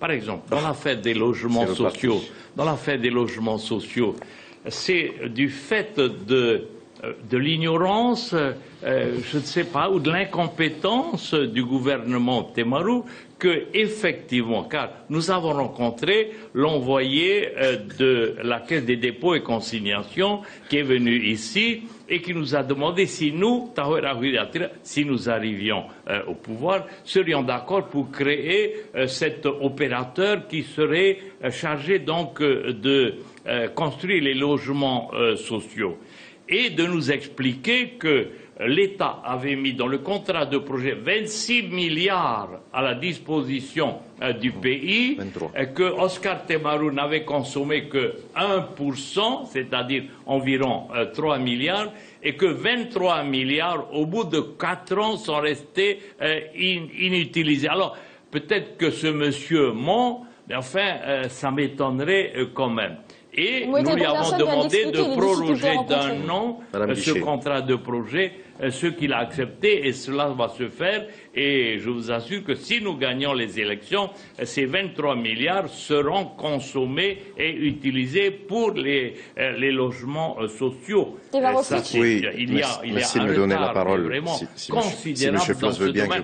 Sachez qu'en 2012, le gouvernement de M. Temarou a mis que 12 logements sociaux en attribution. En 2010, c'était 30 logements, 40, alors qu'à l'époque, à l'époque, c'était 700 à 1000 logements par an. On a bien compris, Gaston Floss. Moïté Brozerson vient de s'expliquer sur les difficultés rencontrées. Teva Rofrich, vous, en matière de logements sociaux, comment est-ce que vous proposez de résoudre ce problème? Alors, effectivement, il faut que la Caisse des dépôts puisse s'installer en Polynésie. Et je pense qu'ils sont allés voir M. Floss pour être sûr qu'ils n'allaient pas les empêcher de s'installer en Polynésie, parce qu'il n'a pas toujours très bien accueilli la Caisse des dépôts chez nous, il faut le savoir. Ensuite, il faut aussi que l'on puisse permettre au secteur privé de pouvoir avoir recours au crédit sur les logements sociaux. Il y a des promoteurs privés, en toute transparence, bien entendu, dans le respect des règles de financement et de restitution, on va dire des marges dégagées, qui doivent permettre, qui doivent aussi pouvoir construire des logements sociaux. Et pour ça, il faut passer un accord avec l'État. Et donc, il faut rétablir cette relation de confiance avec l'État, pour que la Caisse des dépôts, aux côtés de l'OPH qui a des difficultés aujourd'hui à construire, mais aussi que les investisseurs privés, que les promoteurs privés puissent construire du logement social. Parce que le souci majeur, il est à la fois de donner un logement à toutes ces familles qui attendent, quelques milliers de familles depuis des années, mais également de donner du travail à tous ces employés du bâtiment qui aujourd'hui, n'ont pas de travail. Et donc c'est un meilleur relais que celui de la commande publique dans l'immédiat, parce que nous savons tous qu'il va falloir établir une relation de confiance avec les bailleurs avant de pouvoir relancer des opérations de commande publique. Et ça va prendre plusieurs mois. Donc, il faut arrêter de mentir à la population. C'est effectivement par le logement, et Apolline Etia le dit depuis le début. Parce que je note que M. Floss a changé un peu son programme au fil des semaines qui se sont écoulées. Depuis le début, nous disons que c'est par le logement qu'il faut relancer la machine. Un mot, Moïté Brozerson, maintenant de la santé, de la PSG. Les dépenses de la PSG ont augmenté de 149% en 14 ans. Aujourd'hui, environ un travailleur cotise pour 2 retraités. Quelles mesures concrètes proposez-vous pour sauver la PSG et les retraites? Alors, le système social, le système de santé, c'est quelque chose de très compliqué et c'est un choix de société avant tout.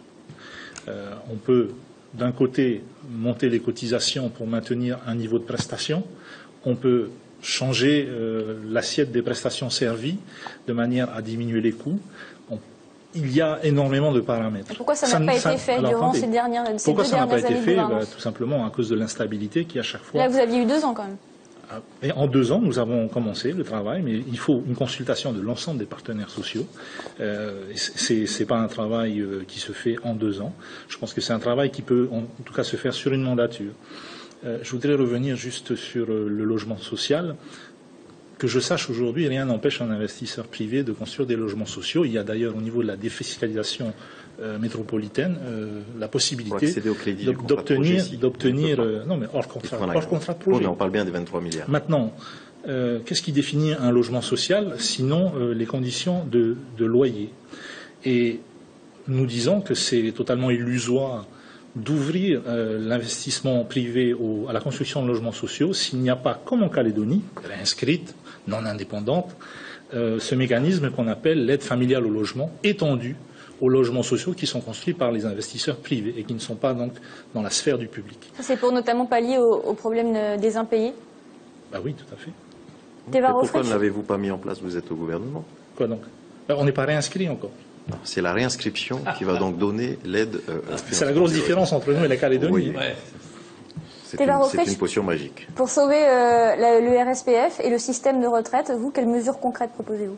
Alors, d'abord, pour sauver la protection sociale, c'est bien entendu l'emploi qu'il faut remettre en avant et recréer de l'emploi, puisque ça va amener des cotisations qui aujourd'hui font défaut. Donc c'est pour ça que le premier axe, qui est celui de l'emploi, c'est à la fois pour donner de la dignité aux familles, mais pour redonner des cotisations à la caisse de prévoyance sociale et aux différents régimes. Ensuite, il faut rappeler également l'État à ses responsabilités, notamment en matière de financement de la solidarité. Ça fait des années que les conventions n'ont pas été rétablies. Je suis étonné d'ailleurs que le gouvernement actuel... Parler de la convention santé-solidarité, c'est ça? Notamment, mais l'État doit participer. Je suis étonné que M. Temarou, qui est très ami avec M. Hollande, paraît-il, n'ait pas été, dès l'élection de M. Hollande à Paris, pour demander à ce que l'État vienne participer au financement de cette solidarité. Mettons en œuvre cette citoyenneté française qui est la nôtre. Et l'égalité, la fameuse égalité, la fraternité en métropole doit s'appliquer également en Polynésie. Et s'il ne s'agit pas de la main tendue, c'est peut-être ce qui a gêné M. Temarou. Il ne s'agit pas d'une politique de main tendue, mais simplement de dire à l'État, vous devez participer à la solidarité des Polynésiens, surtout quand ils en ont le plus besoin, c'est-à-dire en ce moment. Donc c'est également un axe. Bien entendu, il faudra aussi revoir cette politique des dépenses de santé. Il faut rétablir le dialogue qui a été perdu malheureusement, avec les différents professionnels de santé, avec le conseil d'administration de la CPS. Il y a certainement quelques réformes à faire. Nous pensons aussi que le gouvernement doit reprendre sa place pleinement au sein de ce conseil d'administration, pas simplement en tant qu'employeur public, mais en tant que gouvernement. Parce que les responsabilités, elles sont ensuite les nôtres.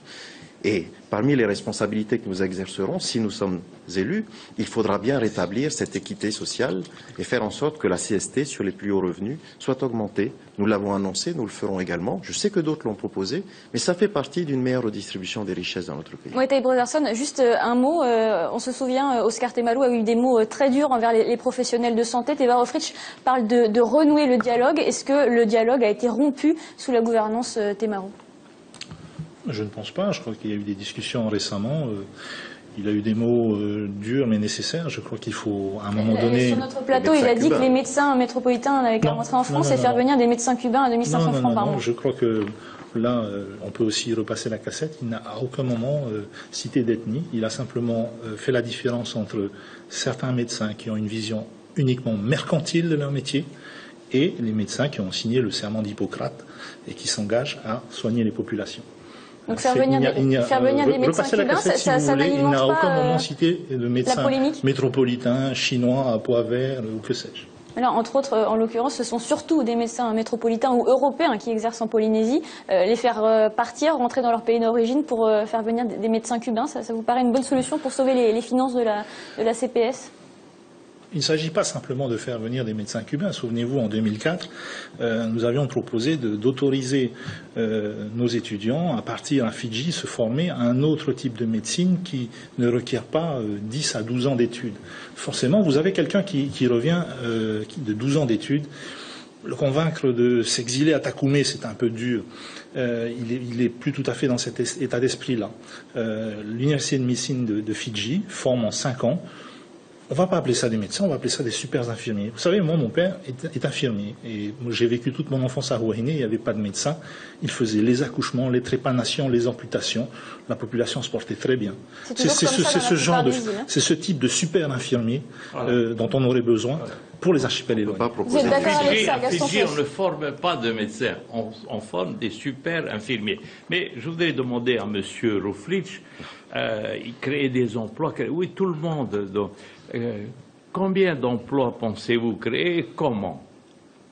Gaston Floss, on va rester sur la PSG, s'il vous plaît. Vous n'avez pas à donner votre avis pour sauver la PSG et le système de retraite. Il a parlé d'emplois. J'aimerais bien savoir comment pense-t-il créer ces emplois et combien de milliers d'emplois va-t-il créer? Madame Guichet, vous avez noté quand même que depuis le début de notre débat, M. Floss ne répond pas à vos questions et pose et distribue les questions aux autres. Ils vont savoir C'est une manière, c'est une manière d'échapper aux réponses, parce qu'on ne sait toujours pas comment il va créer ces 15 000 emplois et le financement de sa PSG. Donc j'aimerais bien qu'il réponde, parce que je souhaiterais réagir à sa réponse. S'il veut bien. Bon, si vous ne voulez pas répondre, c'est que vous ne pouvez pas répondre. Si, je vous invite à lire notre beau programme. C'est tellement Monsieur Floss, facile c'est écrit dedans. Je vais créer des emplois, je vais créer des emplois, mais combien et comment? Répondez d'abord à la question. C'est écrit dedans. Pas de réponse. Pour sauver le système de protection sociale et pour sauver le système de retraite, le Tarouela, que propose-t-il? Il faut d'abord sauver le RST. Le RST a été créé par le Tarouela Huiratira en 1996 pour venir au secours des plus pauvres de notre société, c'est-à-dire ceux qui avaient un revenu qui équivaut au SMIC de l'époque, 74 000 francs par mois. Et à la création, ils avaient droit aux soins gratuits, aux médicaments gratuits, aux allocations familiales et un minimum vieillesse à partir de 60 ans, environ 70 000 francs par mois. Ça, c'est le Tarouela qui l'a créé. Aujourd'hui, cette caisse est en faillite. Les ressortissants du RST sont obligés de payer leurs médecins plein pot, payer les médicaments. Les allocations familiales sont versées avec 1-2 mois de retard. L'aide aux vieux travailleurs, 3 mois, 4 mois de retard. Nous allons effectivement sauver comment concrètement? On ne saura pas comment. Eh bien, en revoyant, il faut recomposer la CST. La CST, bon, nous n'allons pas toucher aux revenus les plus modestes, mais vous avez des revenus inférieurs à partir peut-être, nous allons 600 700 000 francs par mois, et plus ceux qui gagnent 3 000, 4 millions par mois, bien, devraient payer un peu plus que les autres. Et ce sont ces revenus-là qui devraient servir à sauver le RSPF, qui est en train de périr complètement aujourd'hui par la faillite du gouvernement d'Oscar Temaru. Théodore Offridge, vous aussi, vous voulez revoir ces tranches de la CST sur la création d'emplois. Je venais d'en parler. Vous avez vu que M. Floss soutient le programme de Atia Pourinetia. Sur la création d'emplois qui inquiète M. Floss, les 15 000 emplois. C'est M. Floss qui a parlé de 15 000 emplois tout à l'heure, souvenez-vous-en. Donc j'attends toujours de savoir comment il va les créer. C'est Mouetet qui a parlé de 15 000 emplois. Je n'ai jamais parlé de 15 000 emplois. Nous allons créer des emplois. Combien? Grâce aux grands chantiers que nous allons ouvrir. Voilà. Ça, c'est nous arrivons à l'emprunt, au fameux le programme du Tarouela Huiratira. Au moins, nous avons un programme, nous parlons de création d'emplois et nous disons il faut absolument créer des grands chantiers. Ce grand chantier, c'est celui qui avait déjà été entamé sous Jacques Chirac. Nous avons les plans, tous les dossiers sont prêts et l'État était disposé à financer à hauteur de 30% la reconstruction totale de l'aéroport de Tahiti. Alors, on va y revenir justement un peu plus tard sur les grands chantiers, parce que vous avez tous des projets de grands chantiers. Comment voulez-vous créer des emplois sinon par l'ouverture de grands chantiers? Combien d'années difficiles avant de réellement redresser le pays? Je pense qu'il faudra compter entre 1 an et demi, au maximum 2 ans. Et pendant ces 2 années-là, il faudra vraiment appliquer un budget de rigueur. Il faudra que d'abord les élus s'appliquent à eux cette rigueur-là. Nous allons diminuer les indemnités des présidents de l'Assemblée, des présidents du gouvernement, des ministres, des représentants à l'Assemblée. Il n'y aura plus de voitures de fonction comme aujourd'hui avec Oscar Temaru. Les ministres achèteront leurs voitures, ils paieront leur gasoline. Je vendrai toutes les voitures de fonction. Il n'y a plus de maisons de fonction également ici à Tahiti. Pour les archipels, oui. En commençant d'abord par nous-mêmes et puis voir dans l'administration, non pas comme l'a fait le Taveuni Huiratira en demandant aux gens qui veulent partir à la retraite. Et qui est parti à la retraite? Qui a pris ça? Qui a encaissé cette indemnité? Ceux des catégories A et B, ceux qui avaient les moyens de pouvoir, avec ce petit capital, se débrouiller, recréer leur entreprise. Et aujourd'hui, nous avons une administration, mais privée de ces cadres. Comment allons-nous faire pour mettre ces services à niveau et rendre vraiment le service qui est attendu par le public? Mohamed Brotherson, ça vous fait sourire ce tableau? Non, ce qui me fait sourire, c'est d'entendre celui-là même qui a acheté toutes les Audi limousines, tous ces énormes 4x4 qui sont aujourd'hui, font partie du patrimoine du pays, nous dire oui, on va vendre les voitures de fonction. Vous savez, Monsieur Temarou, il prend très souvent sa voiture, il la conduit lui-même. La dernière fois que j'ai vu Monsieur Floss au volant d'une voiture conduisant lui-même, je crois que je l'ai jamais vu. Mais par il a toujours eu Oscar Temarou ne veut plus hein. vendre le 5e avion d'ATN. Est-ce que ça va dans le sens d'une réduction de la voilure? Attendez, ATN, d'abord, cette année, est revenu à l'équilibre. Toujours pas de bénéfices, 30 milliards de subventions publiques. Revenu à l'équilibre. En tout cas, ce qu'il faut dire, c'est que ATN, et c'est les constructions typiques de l'époque Floss, voilà un ensemble où le pays est majoritaire en action, mais minoritaire au conseil d'administration. Donc aujourd'hui, les décisions de vendre ou pas vendre un avion d'ATN, c'est des décisions qui appartiennent au conseil d'administration d'ATN. Aujourd'hui, cet avion est utilisé très intelligemment pour faire du charter. Moi, les réunions auxquelles j'ai pu assister avec le staff d'ATN, ils se démènent de manière à placer cet avion du mieux possible. Maintenant, sur les voitures de fonction, écoutez, vous avez commencé à faire quelques économies dans certains services, dans certains ministères. Est-ce que vous pouvez aller encore plus loin? On peut toujours aller plus loin. Je pense qu'au bout d'un moment, on atteint le muscle quand même. Hein. Ce qui est important, c'est pas tant peut-être pour le symbole. En plus, il faut quand même rappeler que c'est le gouvernement UPLD qui a, en 2004, baissé les salaires pour la première fois, contre l'avis du Tarouera, qui a voté comme un seul homme à l'Assemblée pour dire non, on ne veut pas. Donc ça, c'est quand même quelque chose à mettre au crédit de l'UPLD. Maintenant, baisser les salaires des ministres, baisser les salaires des représentants pour faire des effets d'annonce, oui, c'est bien. Moi, je suis plus d'avis d'exiger plus de productivité, plus de travail. Vous voyez, le salaire l'indemnité qui est aujourd'hui celle des représentants de l'Assemblée, je pense qu'elle est méritée si le travail est au rendez-vous. Je serais plus d'avis qu'on impose des règles de présence, des règles de participation et que le salaire soit indexé sur ce résultat plutôt que de faire des effets d'annonce en disant on va baisser le salaire d'un tel ou d'un tel. Théba Roffrich, vous êtes d'accord avec Mohamed Brotherson? Les salaires sont suffisants, il faut juste que les représentants travaillent davantage, qu'il y ait un système de présence, peut-être des jetons. Vous êtes d'accord avec ça? Si on demande des efforts aux Polynésiens, il faudra que les élus fassent aussi des efforts, très clairement. Et donc nous souhaitons, bien entendu, prendre aussi des mesures assez fortes de réduction des coûts de fonctionnement du gouvernement et de l'Assemblée. Si je suis élu et si je suis président de la Polynésie, je souhaite également regrouper l'ensemble des ministres qui seront dans une configuration plus restreinte. Nous pensons mettre en place 8 ministres simplement et les réunir tous au même endroit, réduire aussi la taille des cabinets et les salaires effectivement des personnels qui travaillent dans ces cabinets pour faire en sorte que, bien entendu, ces économies-là ne vont pas résoudre tous les problèmes de la Polynésie, mais bien dire à la population que les élus font aussi ces efforts pour accompagner ce changement que nous souhaitons tous. Mais la réforme aussi, l'une des réformes principales qu'il va falloir mener, c'est cette réforme de l'administration, qui a été créé dans une période d'opulence, sous Jacques Chirac, effectivement, avec la bombe nucléaire et avec les transferts financiers de l'État qui étaient importants. Ça coûte 32 milliards de francs chaque année au pays. Ce qui coûte énormément aujourd'hui au pays.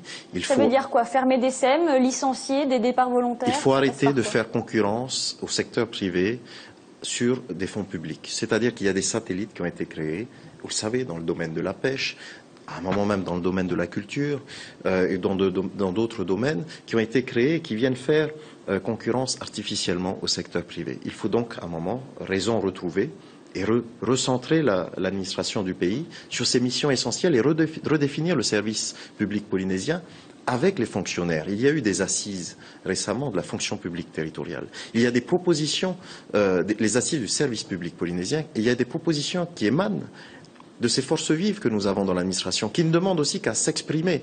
Parce que nos fonctionnaires ont mal vécu aussi cette instabilité politique, avec des changements d'orientation tous les 6 mois, quand ce n'était pas tous les 3 mois, et qui aujourd'hui ont un outil de travail qu'ils n'arrivent plus à maîtriser non plus. Il faut redonner de l'oxygène aux entreprises en retirant toute cette lourdeur administrative qui a été mise en place, mais on sait tous à une autre époque, pour mieux contrôler ce qui se passait, que ce soit dans les archipels, que ce soit dans les secteurs économiques, pour qu'à un moment, et je pense souvent à cette image de la toile d'araignée qui a été tissée, pour pouvoir se mettre au centre et maîtriser changer tout ce qui se passe dans le pays. Il faut Gaston redonner de Floss, l'oxygène. La toile d'araignée, c'était vous l'araignée avec toutes ces SEM créées qui parasitent le système privé d'après Teva Rohfritsch? Ça fait partie des réformes. Nous sommes en 1995. Après la décision de François Mitterrand de suspendre les essais, c'est Jacques Chirac qui décide d'arrêter définitivement les essais nucléaires. Il fallait gérer cette situation-là. Donc c'était artificiel. Là également, on accuse mes relations avec Chirac, mais en tous les cas, c'est grâce à ces relations-là que la Polynésie a bénéficié de cette manne de 18 milliards par an et une manne pérennisée sur le temps. Malheureusement, par l'incompétence d'Oscar Temaru et Gaston Tongson, aujourd'hui, l'État ne nous verse plus que 9 milliards. L'État ne nous verse plus que 9 milliards. Mais c'est pour vous dire qu'il fallait gérer l'arrêt des essais nucléaires et donc il a fallu créer ces satellites. Oui, mais ça coûte cher. Air Tahiti Nui, 30 milliards de francs d'aide publique, 9 milliards pour TNTV, l'hôpital, 20 milliards de francs de budget annuel. Je ne parle pas de la SAGEP, du FEI, du FDA. Aujourd'hui, est-ce que ce sont des dispositifs qu'il faut supprimer pour ceux qui ne le sont pas déjà? Pas pour le Tahoeraa. Nous, il n'est pas question de supprimer la compagnie aérienne. Il n'est pas question de supprimer ou de fermer la moitié de l'hôpital. Il n'est pas question pour nous de supprimer ce qui est indispensable pour la vie de notre pays, économique ou social. Alors, je vous disais tantôt, mais vous me coupez, vous ne laissez pas parler.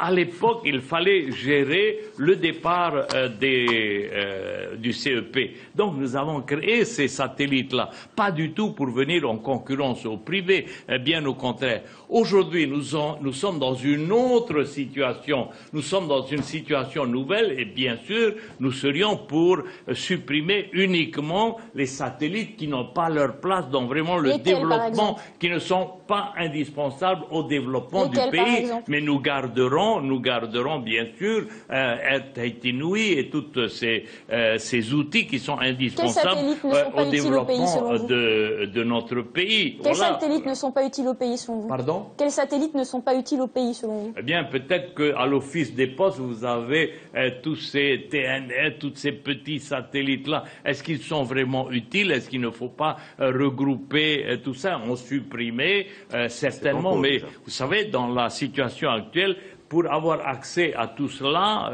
c'est pas facile. Alors, Monsieur Rohfritsch, vous parliez donc de diminuer les indemnités et tout ça. Mais on dit que vous gagnez à la Socredo, je crois, ou un organisme satellite de la Socredo, 1 893 941 francs par mois brut, non compris les 14 ou 15e mois, je ne sais pas, les voyages primes et tout ça. Alors, comment allez-vous? D'abord, est-ce que c'est vrai ou c'est faux? Je n'ai pas bien entendu votre chiffre, monsieur Floss. Alors, 1 893 941 par mois. À la Socredo. Ah oui. Ah non, c'est un organisme à côté, c'est au FIFA, enfin dans un satellite de la Socredo. Alors si c'est faux, bon, envoyez, publiez votre fiche de salaire et nous verrons. Alors, Madame Guichet, est-ce que M. Floss est venu faire un débat de poubelle ce soir ou est-ce qu'il est venu parler de l'avenir des Polynésiens? J'ai une très bonne situation et je l'avais déjà avant d'être sur votre liste. Est-ce que vous resterez à l'Assemblée? Madame Guichet, si je peux me permettre de répondre, parce que M. Floss veut faire tout seul son débat ce soir, comme il a l'accoutumé de faire, et ça nous dit d'ailleurs comment tout va redevenir comme avant s'il était élu. Il va faire les questions, les réponses, les remarques, les attaques et les poubelles. Ce que je voulais lui dire, M. Floss, c'est que j'avais déjà une très bonne situation avant d'être élu pour la première fois quand vous êtes venu me chercher. Vous avez dit d'ailleurs, vous m'avez sorti du trou, et je crois que le groupe bancaire auquel j'appartenais a particulièrement apprécié que vous l'ayez qualifié de trou. Mais je crois que vous avez prévu de vendre la banque Socredo. Ensuite, je voudrais simplement dire qu'effectivement, j'ai une bonne situation aujourd'hui. Je n'ai pas à confirmer des chiffres, quels qu'ils soient. Ce que je puis vous dire, c'est que malgré la bonne situation que j'ai choisi de me lever et d'être élu, effectivement, par la population. Et je siégerai à l'Assemblée, Monsieur Floss. Combien même je serai dans l'opposition. Mais je pense que rien n'est joué et qu'il y a encore la possibilité pour Atia Porinetia de gagner ces élections. Mais si je suis dans l'opposition, je siégerai. Soyez rassurés. Et je serai présent à tous les débats et à tous les projets que vous présenterez à l'Assemblée, même si effectivement j'y perds beaucoup. Parce que moi, je n'ai pas le salaire de sénateur, je n'ai pas cumulé avec la fonction de président de la Polynésie, avec ma retraite de l'Assemblée, ma retraite de maire. Je n'ai pas cumulé. D'ailleurs, je serai un président à 100%. Un président à 100%, c'est-à-dire que je ne briguerai pas de mandat si je suis élu président de la Polynésie française pendant la durée de ce mandat. Pas de maire, pas de sénateur, pas de député. C'est que les champions des cumuls qui viennent nous donner des leçons ce soir de salaire et d'indemnité, je crois que les Polynésiens feront le tri. Je n'ai pas de grande propriété à VTA, à Erima, ni à Huahine ou à Ranlag. Je ne me suis pas enrichi sur le dos des Polynésiens. Je souhaite simplement qu'on amène de la transparence, une meilleure gestion, une gestion plus saine et qu'on arrête la démesure. On a parlé tout à l'heure de l'hôpital. La facture initiale, 10 milliards, ça a fini à 40 milliards. Vous avez cité les 20 milliards de coûts de fonctionnement. Le palais présidentiel a coûté pas loin de 5 milliards, 4 milliards et quelques. Souvenez-vous-en, la mairie de Pire a coûté combien? Est-ce que M. Floss peut répondre? Pour 14 000 habitants. C'est tout ça qu'il faut arrêter. C'est cette démesure qu'il faut arrêter. Et nous sommes nombreux à être effectivement prêts à laisser nos situations personnelles parce que j'aurais pu rester chez moi, effectivement, et continuer de contempler les uns et les autres s'affronter, tout simplement pour récupérer le pouvoir. Mais nous, ce que nous souhaitons, c'est qu'il y ait une autre autonomie qui se mette en place et qu'il y ait une nouvelle classe politique qui se lève.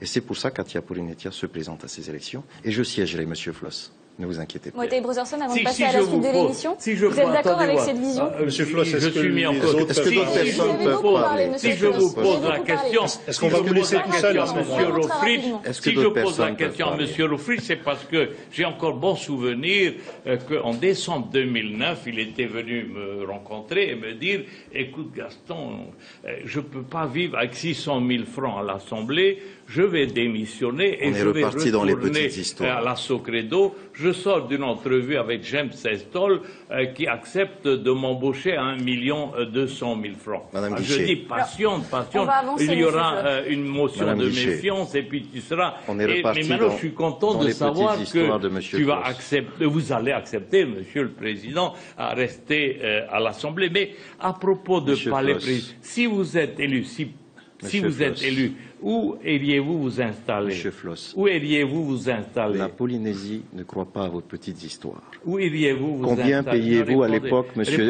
Combien payez-vous à l'époque vos conseillers à la présidence? Pas de noyer le poisson. Combien coûtait le GIP? 2,8 Monsieur milliards. Floss. Questions sur Madame Guichet. l'emploi. Monsieur Floss, Monsieur Floss, soyez galant, laissez cette charmante jeune femme poser ses questions. Je voudrais, ne soyez pas un vieux bougon, monsieur. si vous le permettez, j'ai été quand même mis en cause personnellement. Un peu de galanterie, monsieur. Les électeurs qui nous un peu de écoutent galanterie. sachent où on va. Un peu de galanterie. Soyez galant. J'ai quand même pris la parole. On va laisser parler Teva Rofridge chez Moïtai Brotherson. On va rapidement terminer sur cette gestion des fonds publics, puis après on va passer à vos visions d'avenir, à vos grands projets. Teva Rofridge. J'ai été mis en cause personnellement. Je voudrais dire à M. Floss que la Polynésie et les Polynésiens ne croient plus à ces petites histoires. Le meilleur rapport que je lui conseille de lire, c'est ceux de la Chambre territoriale des comptes. Lorsqu'on sait quels ont été les salaires qui ont été versés à l'OPT, dans les cabinets de la présidence, le coût du GIP, le coût de ces investissements pharaoniques, je crois que je n'ai pas de leçon à recevoir de M. Floss en matière de gestion de fonds publics. Moïtai Brotherson, une réaction rapide. Vous êtes d'accord avec cette vision de la démesure de Teva Rofridge? Ah mais totalement. C'était les années mégalos. C'était le béton pour le béton. Voilà, c'est tant que les Shadocks sont là pour pomper, ça fonctionne. Mais aujourd'hui, les Shadocks sont plus là. L'argent du nucléaire, il est plus là. La France est en crise. Et M. Floss, qui, au fait de sa gloire, avec la toute puissance de Jacques Chirac et tous les milliards qui coulaient à flot, n'a pas réussi à faire mieux que 20% de la population en situation de précarité en 2003. Nous dit aujourd'hui, alors que cet argent n'est plus là, que ses relations avec tonton Jacques n'existent plus, nous dit qu'il va faire aussi bien, sinon mieux. Alors, l'un d'entre vous deviendra probablement le prochain président du pays, ou en tout cas Oscar Temalu, que vous représentez ce soir, avec un groupe confortable à l'Assemblée, avec le retour de la prime majoritaire. À quoi ressemblera la Polynésie en 2018? Comment comptez-vous gérer le pays à long terme en cas de victoire? Les relations avec l'État, peut-être? Peut-on continuer à emprunter Moïtai Brotherson à l'État et se soumettre à ses conditions? Madame, est-ce que je peux On avance, répondre Gaston Floss. aux accusations Il nous reste très peu de temps. Il nous reste un quart d'heure. mégalomanie? Est-ce que je peux répondre On avance, à s'il vous cette plaît. question-là? Vous avez beaucoup pris la parole. On va laisser les autres candidats s'exprimer. monopoliser Je donne la parole à Moëtei Brotherson. On viendra après à Ne le votre fâchez tour. pas, surtout. Moëtei Brotherson, sur les conditions de l'État, est-ce qu'on peut continuer à emprunter auprès de l'État et se soumettre à ces conditions qui sont, somme toute, contraignantes pour la Polynésie? Alors, il ne s'agit pas de se soumettre aux conditions de l'État, il s'agit de Je me traiter... souviens du rapport Beaulier, du plan de redressement. Le rapport Beaulier, il faut cesser de parler de Madame Beaulier, c'est une fonctionnaire, elle est venue, elle a fait son travail, elle est repartie, elle a rendu un rapport sur la base duquel un plan de redressement a été mis en œuvre, qui n'a pas retenu toutes les préconisations du rapport Beaulier. Je reviens sur une remarque de M. Floss. Non, on n'a pas vendu ATN, on n'a pas l'intention de le vendre. On n'a pas non plus cédé les actifs de la Socredo, comme j'ai cru comprendre qu'il voulait le faire. Mais ça, je laisse à Teva la responsabilité de cette assertion. On n'a pas non plus vendu l'immeuble 28 boulevard Saint-Germain. Vous voyez, on a trié le bon grain de livret dans le rapport Beaulier pour mettre en place ce plan de redressement. Ce n'est pas suffisant. Mais lisez tous les programmes, enfin du moins les programmes des trois listes qui sont au second tour. Elles s'accordent toutes à dire qu'il y aura au moins deux phases préalables. Une phase d'assainissement des comptes, de manière à retrouver de l'autofinancement et de la capacité d'investissement. C'est-à-dire des années de réforme, des années d'austérité. Ensuite, une phase de réforme, à la fois une réforme fiscale et une réforme des comptes sociaux, de manière à trouver pour les entreprises plus de souffle. Aujourd'hui, nous proposons la suppression de l'impôt sur les transactions et la baisse de l'impôt sur les sociétés et leur substitution par une CST élargie que nous avons décidé d'appeler, ne paniquez pas, Monsieur Floss, une imposition sur les revenus catégoriels. Ce n'est pas l'impôt sur les revenus. On voit les pays d'Europe en difficulté, la Grèce, l'Espagne, en fait, pour redresser les finances, c'est baisser les salaires de l'administration, de la fonction publique et augmenter les taxes. Est-ce que cette phase d'austérité dont vous parlez, ça passera forcément par ça? Pas forcément. Je pense qu'il faut être créatif. Ce qui marche en Grèce ne marche pas forcément chez nous. Il faut, surtout dans la fiscalité qui est la nôtre aujourd'hui, qui est basée aux 2/3 sur les taxes indirectes et donc sur la consommation, on ne peut pas se permettre du jour au lendemain, par exemple, de diminuer les salaires des fonctionnaires puisque c'est une capacité d'achat et donc d'entraînement de l'économie qui serait amputée. Il faut faire ça de manière, pas forcément davantage de taxes, mais des taxes mieux réparties de manière plus équitable. Je pense qu'on s'accorde tous sur ce sujet. C'est quasiment la même proposition qui est écrite avec des virgules différentes dans les trois programmes. Teva Rohfritsch, des taxes mieux réparties, c'est également dans votre programme? Nous ne souhaitons pas lever de nouvelles taxes, mais effectivement mieux utiliser les recettes fiscales qui sont mises en œuvre. Et nous souhaitons aussi revoir les dépenses, effectivement, comme on l'évoquait tout à l'heure, mais pas simplement du gouvernement ou des élus, il faudra faire des efforts, mais revoir tout ce système qui a été mis en place. M. Floss parlait tout à l'heure du départ du CEP. Il nous a dit qu'il a fallu gérer l'arrêt des essais nucléaires. Ce qui est reproché aujourd'hui, c'est qu'on n'a pas géré la reconversion de notre économie polynésienne, c'est-à-dire asseoir cette économie sur de vraies recettes, sur une économie réelle. Nous sommes restés sur ces transferts financiers. M. Floss, son souci à l'époque, c'était de gérer la paix sociale pour Papa Chirac, qui au moment de l'arrêt des essais lui a demandé de gérer ça, et on a créé des satellites sur satellites, c'est-à-dire qu'on est venu créer de la ponction fiscale artificielle. Il faut arrêter d'aller continuer de taxer les Polynésiens pour financer cette démesure. C'est ce que nous indiquons effectivement. Il faut donc revoir cet outil de l'administration, enlever cette toile d'araignée. Cette toile d'araignée qui avait vocation à vouloir tout contrôler, tout surveiller. Les entreprises, les archipels, redonner du pouvoir dans les archipels, reconnaître les archipels. On a reproché à Paris d'être centralisateur. Mais le système qui a été mis en place était encore plus centralisateur, c'est-à-dire que rien n'existe en dehors de Papeete. On souhaite redonner aux Raromatei, aux Marquises, aux Australes et aux Tuamotu des compétences, les accompagner, leur donner aussi des pouvoirs de décision. C'est ça aussi cette autre vision de l'autonomie, parce qu'il faut non seulement un meilleur partage des richesses de notre pays, mais aussi un partage des compétences. Il faut arrêter de penser qu'un seul homme doit décider de tout. Avant de parler des projets concrets, Gaston Floss, vous reconnaissez des erreurs de gestion dont parle Teva Rohfritsch? Bien sûr, en 20 ans, qui n'a pas commis d'erreurs? Bien sûr que j'ai commis des erreurs et je le reconnais, mais je le reconnais bien sûr. Et ces 8 ans, vous savez, d'opposition pendant la gouvernance Temaru m'a donné également l'occasion de réfléchir, d'analyser la situation et ce qui a été fait par le passé. Mais lorsque l'on dit ces dépenses pharaoniques, ça Mais champ territorial des comptes. comment la mégalomanie, La chambre mais territoriale Ça, ce ne des sont comptes. pas des erreurs de Monsieur gestion. Oscar Temaroun a bien profité. Quand il a été élu en 2004, il s'est précipité dans ce fameux palais présidentiel et puis M. Lofrid Pas aussi. vraiment. Il n'y est Il plus, était là, avec Oscar moi. Temaroun. Il n'était Nous pas avons président. créé ensemble ces satellites-là. Ah non, je suis Il a arrivé bien pas profité du de la mégalomanie. Ce du qu'il tout. y a, madame, j'ai voulu pour mon pays un grand pays. J'ai Est-ce que c'était trop regardé grand aménager le front de mer. Est-ce que c'était trop J'ai créé grand, une Gaston compagnie aérienne parce que nous allions perdre tout ça. J'ai construit un nouvel hôpital parce qu'il fallait ce 40 nouvel milliards. hôpital à la place de Aujourd'hui, maman. ça coûte cher au Mais pays. bien Est-ce que sûr, vous reconnaissez que aujourd'hui c'était en trop Polynésie, il y a 54 aéroports. Mais bien sûr, est-ce que c'est de la Et mégalomanie? Alcetine n'arrive plus à desservir Est-ce les que c'est aéroports. devoir démesurer Donc c'était que d'aller nécessaire au pour vous. service? Nous C'était avons nécessaire recréé le RST. C'est de la mégalomanie? C'était nécessaire, ces dépenses, ces aménagements, ces grands chantiers? Évidemment que c'est nécessaire. Regardez comment on profite du front de mer aujourd'hui et c'est malheureusement dans un état déplorable. Et Alors, nécessaire. justement, on va parler des Inouï grands est projets. nécessaire. L'hôpital est nécessaire. Tout ce qui a été fait est nécessaire. Justement, on va parler des grands projets. Vous Reconnaissons-le. avez tous, Enfin, soyons quand même, concrets, quand même. Monsieur En Floss, tous on les va arrêter cas, de parler du depuis passé. 2004, rien n'a été fait. On va parler Ça, des c'est projets, sûr. de l'avenir et de la gestion du pays pour les 5 années à venir. Les grands projets pèsent électoralement. Il y a toujours des électeurs qui sont pour, qui sont contre.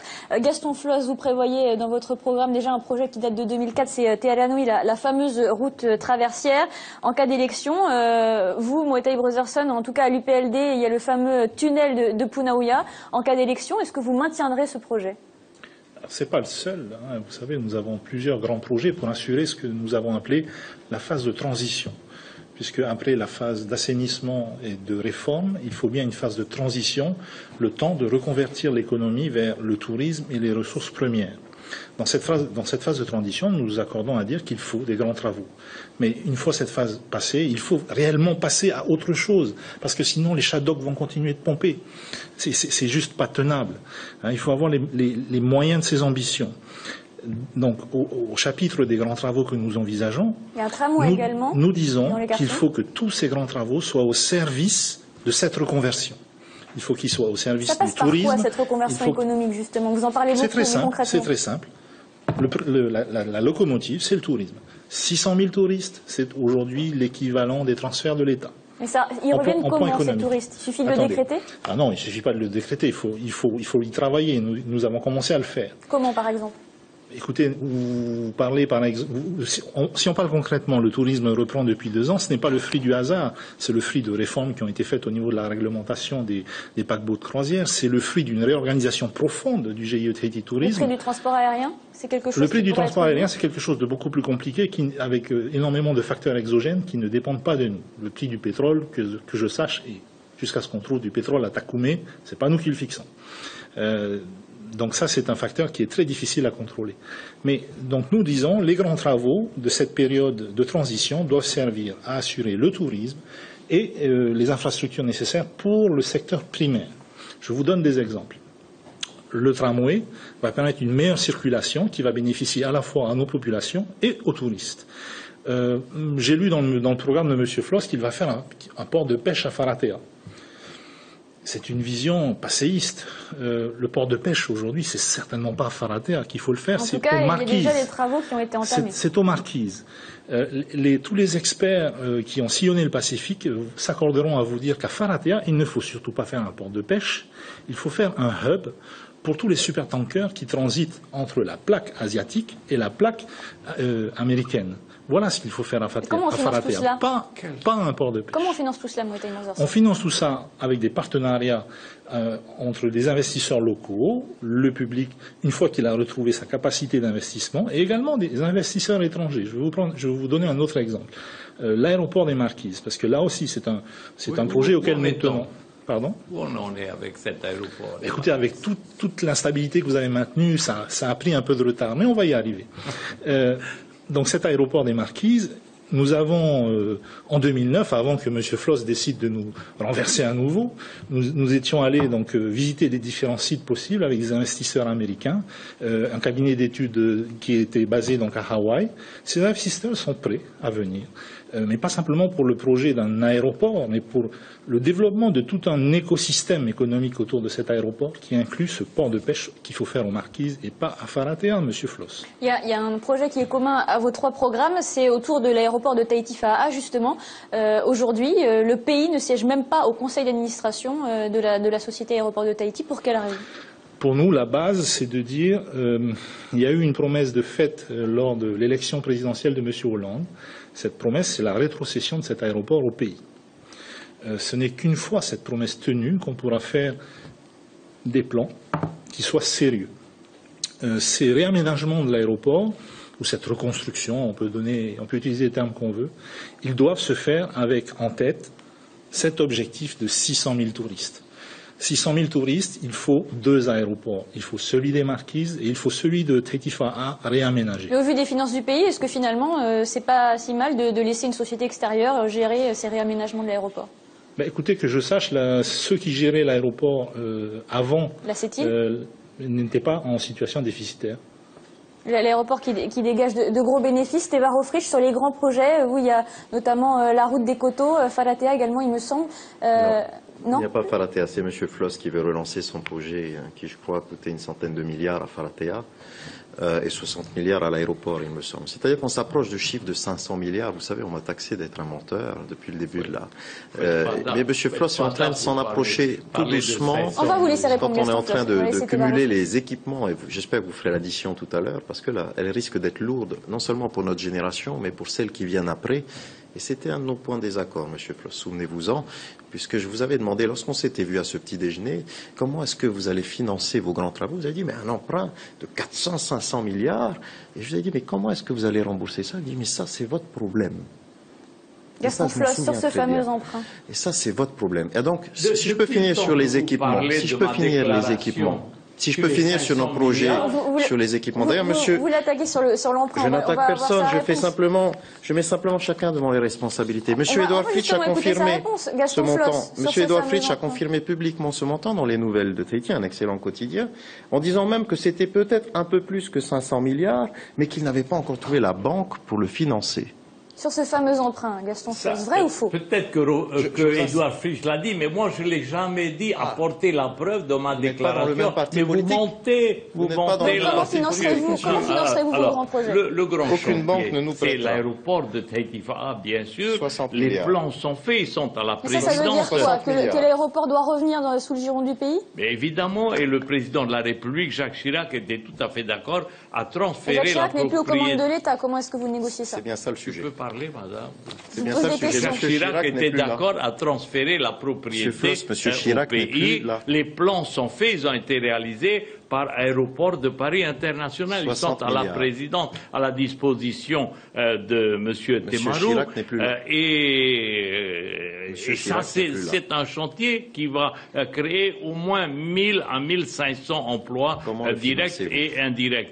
Le port de Faratea a été prévu pour un port de pêche international et les Coréens aujourd'hui sont encore intéressés par ce port international. Alors, si on vient nous dire que ça n'a pas d'utilité, pourquoi est-ce que les Coréens seraient intéressés et pourquoi est-ce que les bateaux de pêche espagnols, gros porteurs, viennent jusque chez nous et transvaser leurs poissons qui passent sous leur nez alors que nous pourrions en tirer un certain profit, de même que la transformation de l'aéroport de Bora Bora par l'aéroport international. Alors, lorsque M. Broderson parle de 600 000 touristes, il est mal placé. S'il vous plaît, répondez à ma question. Comment vous financerez ces grands projets? Est-ce que c'est par le biais d'un prêt? Oui, attendez que je réponde aux touristes. 600 000 touristes. Répondez à ma question. Il y avait 260 000 touristes à l'époque du Tahoeraa. Aujourd'hui, ils sont 150 000 touristes. Alors, 600 000 touristes, c'est un rêve. Sur le financement des grands projets, Gaston Floss, on ne va pas perdre le fil du débat. Sur le financement de vos grands projets, ça passe par quoi? Eh bien, par des emprunts, bien sûr, mais des emprunts mesurés. Mais il faut être fou pour parler de 500 milliards d'emprunts. Pour construire quoi? Pour construire quoi? Vous l'avez désigné comme votre dauphin, ne le traitez pas de fou. L'aéroport, à l'époque, était estimé à 50 milliards. C'est malheureux. Qu'est-ce qu'on va faire de ces 500 milliards? Faratea, Taranui, la route traversière, le front de mer, le réaménagement du front de mer, c'est la facture. Quel réaménagement? Qui a parlé d'aménagement du front de mer? Vous avez dit tout à l'heure que le front de mer... l'avons fait. C'est nous qui l'avons construit, ce front de mer. Nous, le grand chantier, c'est l'aéroport de Tahiti Fa'a, mais les projets sont prêts.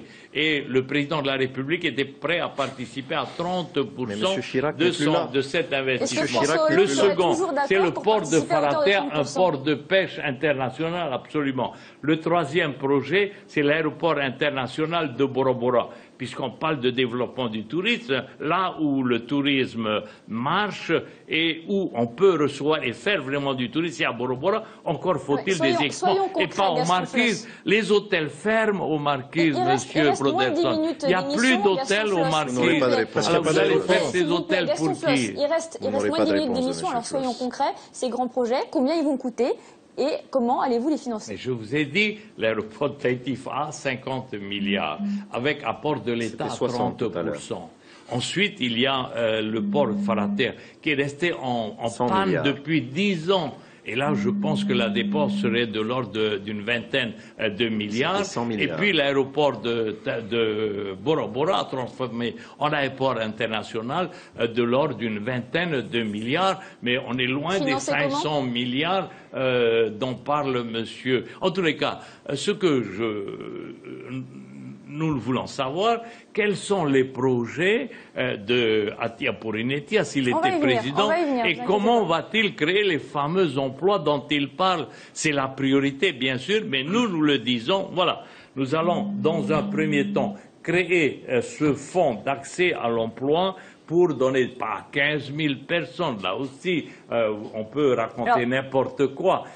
Créer dans l'immédiat et donner du travail à ceux qui n'en ont pas, créer les grands chantiers pour ensuite donner un travail durable à tous ces personnes. Les grands projets de Atia Porinetia, quels sont-ils? Je suis très gêné ce soir, vous savez, parce que M. Floss traite celui qu'il vient de redésigner 20 ans après comme son dauphin de fou. Puisque je relis la déclaration de M. Fritsch, ce qu'on dit aujourd'hui, c'est qu'il faut 500 milliards pour relancer l'économie en matière de gros chantiers. On va avancer sur les grands projets d'Atia Porinetia. C'est quand même dommage de traiter son dauphin désigné de fou devant les milliers de téléspectateurs qui nous regardent ce soir. Nous faisons vite l'addition, 60, 100 là, 100 ici, on repartit dans la deux-mesures. Par exemple, sur l'aéroport de Tahiti Fa'a, nous disons qu'il faut rénover, le remettre aux normes. Il ne faut pas raser entièrement, déplacer l'armée. Ces grands travaux qui étaient prévus à l'époque, du temps de Papa Chirac, mais M. Chirac n'est plus président de la République, M. Floss. Il n'est plus président de la République. C'est M. Hollande aujourd'hui qui est président de la République. Nous pensons donc qu'il faut remettre entre 15 et 20 milliards dans l'aéroport de Tahiti Fa'a. Il faut mettre entre 15 et 20 milliards dans l'aéroport de Tahiti Fa'a. Pour Bora Bora, il faut le mettre aux normes internationales, mais pour accueillir des jets privés. Vous pensez qu'un client qui paye une nuit au Saint-Régis, que vous connaissez bien, M. Floss, ou au Four Seasons, a envie à minuit ou à 1h du matin d'avoir un Airbus qui passe au-dessus de l'hôtel qui est censé être l'hôtel de luxe international? Non, il faut agrandir le parking, mettre effectivement la police des airs et des frontières et la douane pour faire en sorte que les jets privés puissent venir se poser et qu'on reste sur le positionnement de luxe de Bora Bora. Nous souhaitons ici aussi réaménager tout le village de Veitapé. Il est important que Bora Bora soit à la hauteur du tourisme de luxe qui est envisagé là-bas. Il y a un programme également avec un emprunt mesuré, effectivement. Nous pensons passer à 15 milliards par an pendant les 5 ans et solliciter également l'intervention de l'État pour que l'État puisse nous accompagner dans le cadre de contrats de projet à redéfinir, que nous souhaitons appeler plutôt ça ressemble un peu au financement du Taroué, là, une part de l'État et un emprunt. Il y a juste un zéro en moins, parce que M. Floss a bien confirmé ces 500 milliards et M. Fritsch, qui est quand même mieux placé, c'est celui qui l'accompagne depuis 30 ans, comme il l'a indiqué, a bien confirmé ces 500 milliards. Et donc, nous souhaitons simplement revenir à une mesure. Il ne faut pas raser l'aéroport de Fa'a, mais lui redonner un bon coup de neuf et puis l'adapter au tourisme actuel. Il faut adapter l'aéroport de Bora Bora. Il faut faire cette route des Coteaux également. Il ne faut pas repartir sur Terre à Nui. Il faut faire cette route des Coteaux pour faciliter l'accès à la ville. Donc, ce que nous disons, il faut revenir à une gestion plus raisonnable de nos fonds publics. Moetai Broderson, le financement des Chinois, c'est également une piste sérieuse, je veux dire, en dehors du projet Aquacol de Ho, pour financer des projets comme ceux-ci, par exemple? Le financement qui est proposé aujourd'hui par la China Bank of Development, on ne parle pas d'une obscure petite officine chinoise, on parle de la première banque de développement chinoise. C'est effectivement un accord de principe sur un volant global.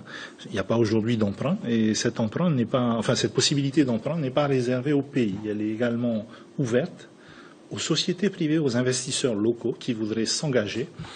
J'ai lu dans certains programmes l'utilisation de partenariats publics-privés. C'est des choses qui sont envisageables. Je crois, par contre, que M. Floss n'a pas lu le rapport de ses collègues sénateurs. Mais enfin, c'est normal, ça fait bien longtemps qu'il n'est pas allé au Sénat sur les dangers du PPP. En tout cas, cette possibilité est offerte aussi bien aux pays qu'aux entreprises privées. À combien se chiffrerait cet emprunt auprès de le montant global du volant qui est mis à disposition est de 500 milliards. C'est peut-être les 500 milliards dont rêve M. Floss et pour lesquels nous avons eu la signature de la China Bank of Development.